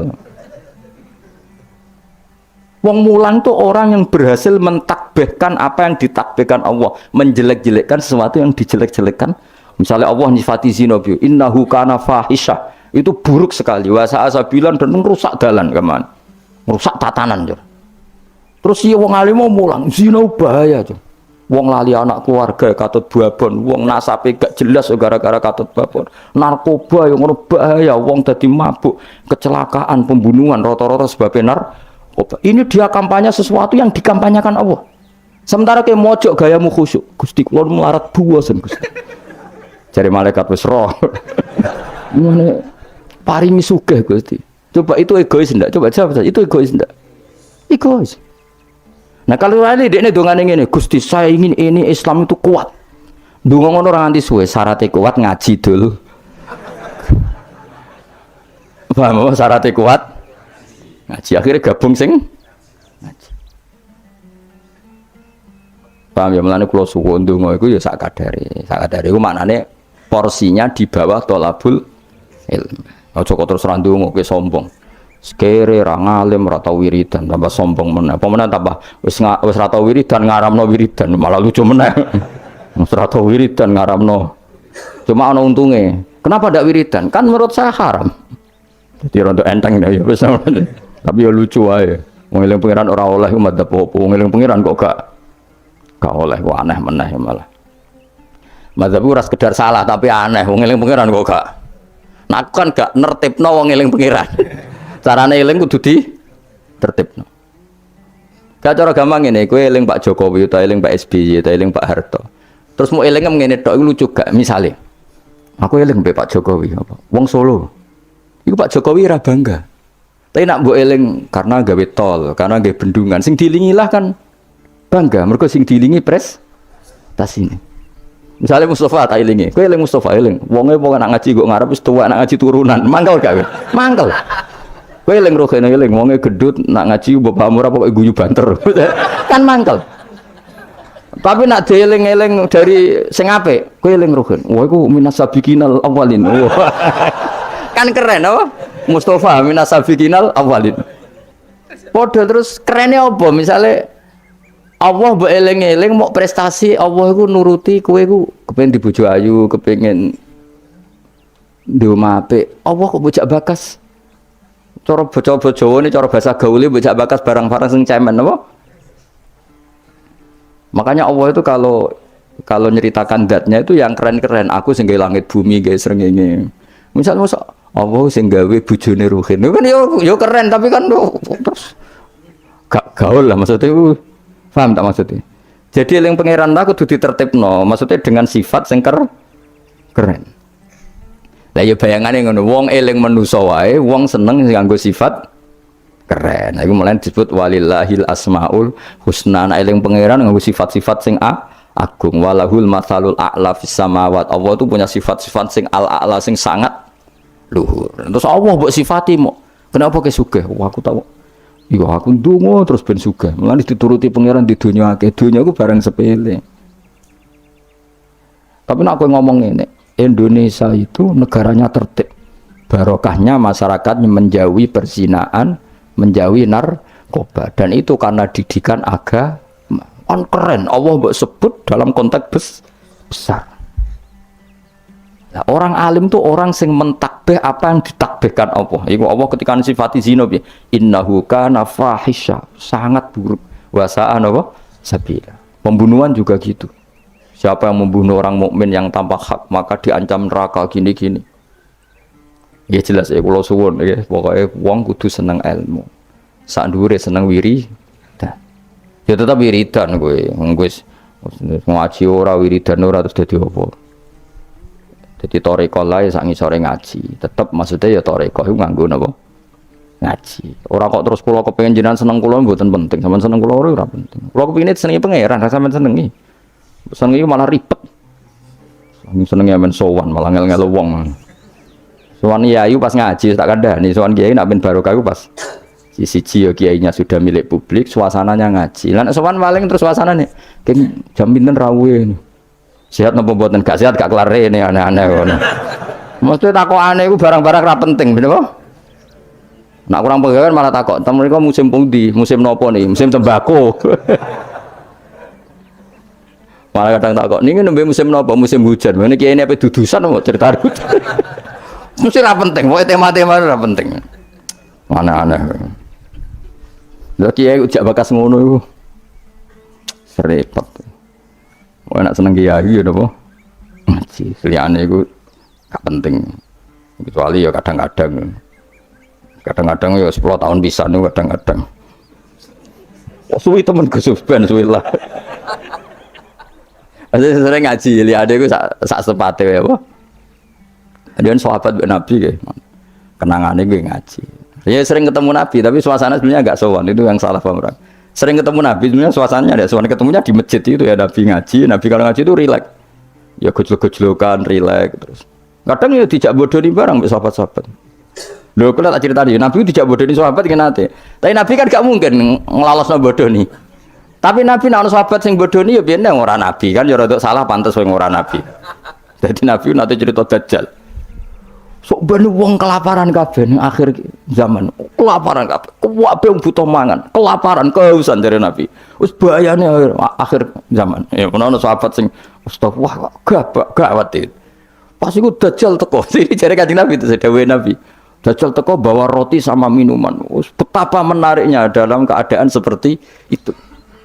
Nah, kue gelem minumane Dajjal, gelem rotine Dajjal, neraka. Karena apa yang dikatakan Dajjal neraka adalah swarga, dan dikatakan swarga adalah jadi Dajjal itu gawa neraka mbek swarga. Sebab piye carane karena sak takok. Wong nang takok. Lah kowe Dajjal tapi kok takok. Kecuali ke putune takok. Lah carane gawa piye? Lho kuwi putune tapi kok tertarik bakas apa? Dajjal. Ketoke kok kangen men takok. Woi, akhirnya sahabat do nangis kan. Nabi ku ya rileks, tenang ae. Nak Dajjal teko, iki dawuh Nabi kula apal hadise. Nak Dajjal teko kok aku ijek urip, aku ijek sugeng. Fa ana hajiju. Aku sing lawan Dajjal. Kowe tenang ae. Iku jenenge pemimpin sedaya. Tenang ae. Nak Dajjal teko, aku ijek sugeng, tak aku sing lawan. Wah, kowe kan gak level wis. Nah, aku wis gak ono fawau khalifati angkum. Allah engko sing ngurusi Dajjal. Ono sahabat mbok uri, ya rada betuhi sahabat. Ya Rasulullah. Mbok ngeten mawon. Maksudnya mbok ngeten mawon dineku. Kalau tak mangan rotine Dajjal, gue tak obe, tapi aku tetap iman. Bariku tak bodoni. Wong Dajjal mawon, maksudnya wong Dajjal mawon. Modoni Dajjal kan mboten dosa. Tapi akhirnya guyu. Nabi udah dicerita kiamat, wis dahsyat ngono. Gara-gara selingan mau. Itu sudi Nabi. Iku nak dalam keadaan zamane si sahabat ini wis mikir ad-darurat tubihul mahdurat. Dadi mantek apa kaidah usul fikih mantek. Ngeten, niku kelaparan banget tapi kelaparan banget ngeten mawon. Kula nak dirayu Dajjal sing mangan kudu kan syaratnya mangan kan pakete kudu kafir, ngafiri Allah, iman mbek Kalau tak muni ya Nabi, tapi kalau bodoh nih, wong dajjal mawon. Guyu akhirnya Nabi. Jadi cara Jawa sono-ono ae kuwi. Jadi jangan kira Nabi itu terus wong sowan itu mboten, maksudnya itu ya sering ketemu tapi tidak sowan karena Nabi memang miliknya umat. Jadi kalau ketemu ya di Sufah itu teras masjid. Kadang Nabi hanya ngendikan Abu Bakar sama Umar, terus sahabat do cerita macam-macam zaman jahiliyah. Zaman jahiliyah itu nah cerita lucu-lucu kan. Kowe dhisik sing ngefly nganti nuatku ngono. Oh ora aku kowe sing marah-marahi. Wah terus fayak khuduna fi amril jahiliyah fayat hakun. Mereka cerita zaman jahiliyah kemudian mereka tertawa. Terus Nabi wayat hakum mimayat hakun. Nabi akhirnya ikut tertawa. Ya relax gitu. Jadi orang kok terus sowan ning dalamnya Nabi ganggu suasana keluarga, istri, anak itu ndak. Ketemunya di Sufah itu di teras itu. Jadi akhirnya Nabi ketika di dalam benar-benar terjaga privat di dalam. Makanya la tadkhulu buyutan Nabi illa ayu dan lakum. Jangan sowan Nabi kecuali dapat izin karena kalau sudah di dalam itu milik keluarga. Tapi kalau keluar beliau milik publik. Mungkin disebut walau annahum sabaru hatta takhruja ilaihim lakana khairal lahum. Mereka sabar menunggu Nabi keluar, terus Nabi keluar di teras masjid. Ya sudah, kalau sudah di teras masjid berarti milik publik. Terus mereka tanya-tanya, diskusi. Terus Nabi ya guyon, santai. Termasuk ketika cerita Dajjal mau dinyang. Kalau keadaannya seperti itu ya Rasulullah, kenapa kita tidak makan saja dulu? Bariku Dajjal tak bodoh nih, tak hapusi. Kan ngapusi Dajjal Nabi.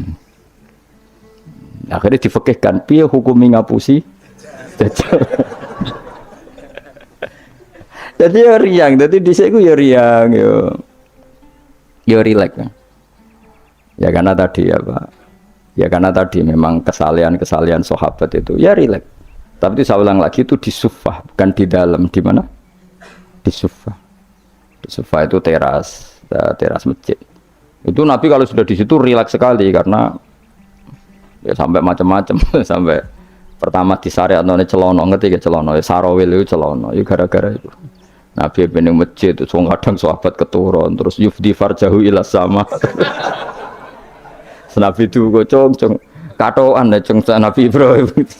Nak posisi turu aja ngene-ngene sing yufdi farjahu ila sama. Ya tentu kowe ora usah bayangno Nabi roh ya ora. Nabi ku ya ora pirsa detail tapi ngerti arahe. Tentu Nabi tidak pirsa itu. Maksudnya tidak pirsa auratul rajul enggak pirsa tapi tahu kelakuan ngono iku akan menjadikan yufdi farjahu ila sama. Terus Nabi ngetikan misalnya layat taqi wahadum kada layanum wahadum kada. Akhirnya semenjak itu disyariatkan celana besar-besaran sampai Nabi ngendikan sarawil itu libasu abikum Ibrahim karena pertama penemu celana itu Nabi siapa? Ibrahim kalau dalam khazanah Islam.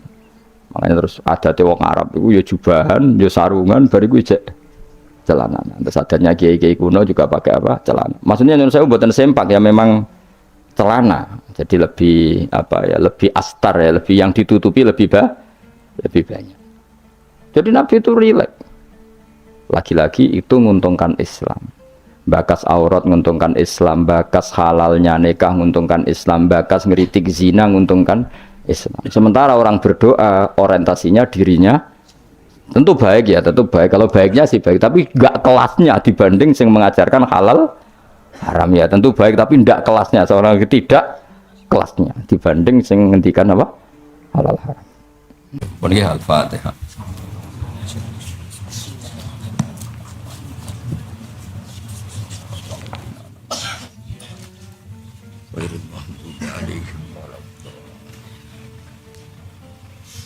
Bismillahirrahmanirrahim. Nahmaduka ya ghafur ya syakur masallu wa sallim ala sayyidina Muhammad sallallahu alaihi wasallam asma'in. Allahumma ya Allah ighfir li masyayikhina wa li ahmadina wa ighfir ya Allah muassisi hadzal mahad wa anzilhum manzilan husnan indaka ya Allah. Isal qabrahum riyadil jinnah rawdatan riyadil jinnah radasal qabrahum fadlatan fadlan. Allahumma ighfir lahum wa'fu anhum was'alil jannata ma'wa ya Allah. Ilahi naqihim min khatayahum kama yunqas sabul abiyatu min ad-danas. Walakihim biridho kalamna min safatik walakihim bimafrat kalamna min adab bana atina fitunya hasanah fil akhirati hasanah wa qina adzabannar. Sallallahu alaihi sayyidina Muhammad sallallahu alaihi wasallam subhana rabbika rabbil izzati amma yasifun wa salamun alal mursalin alhamdulillahi rabbil alamin. Bismillahirrahmanirrahim.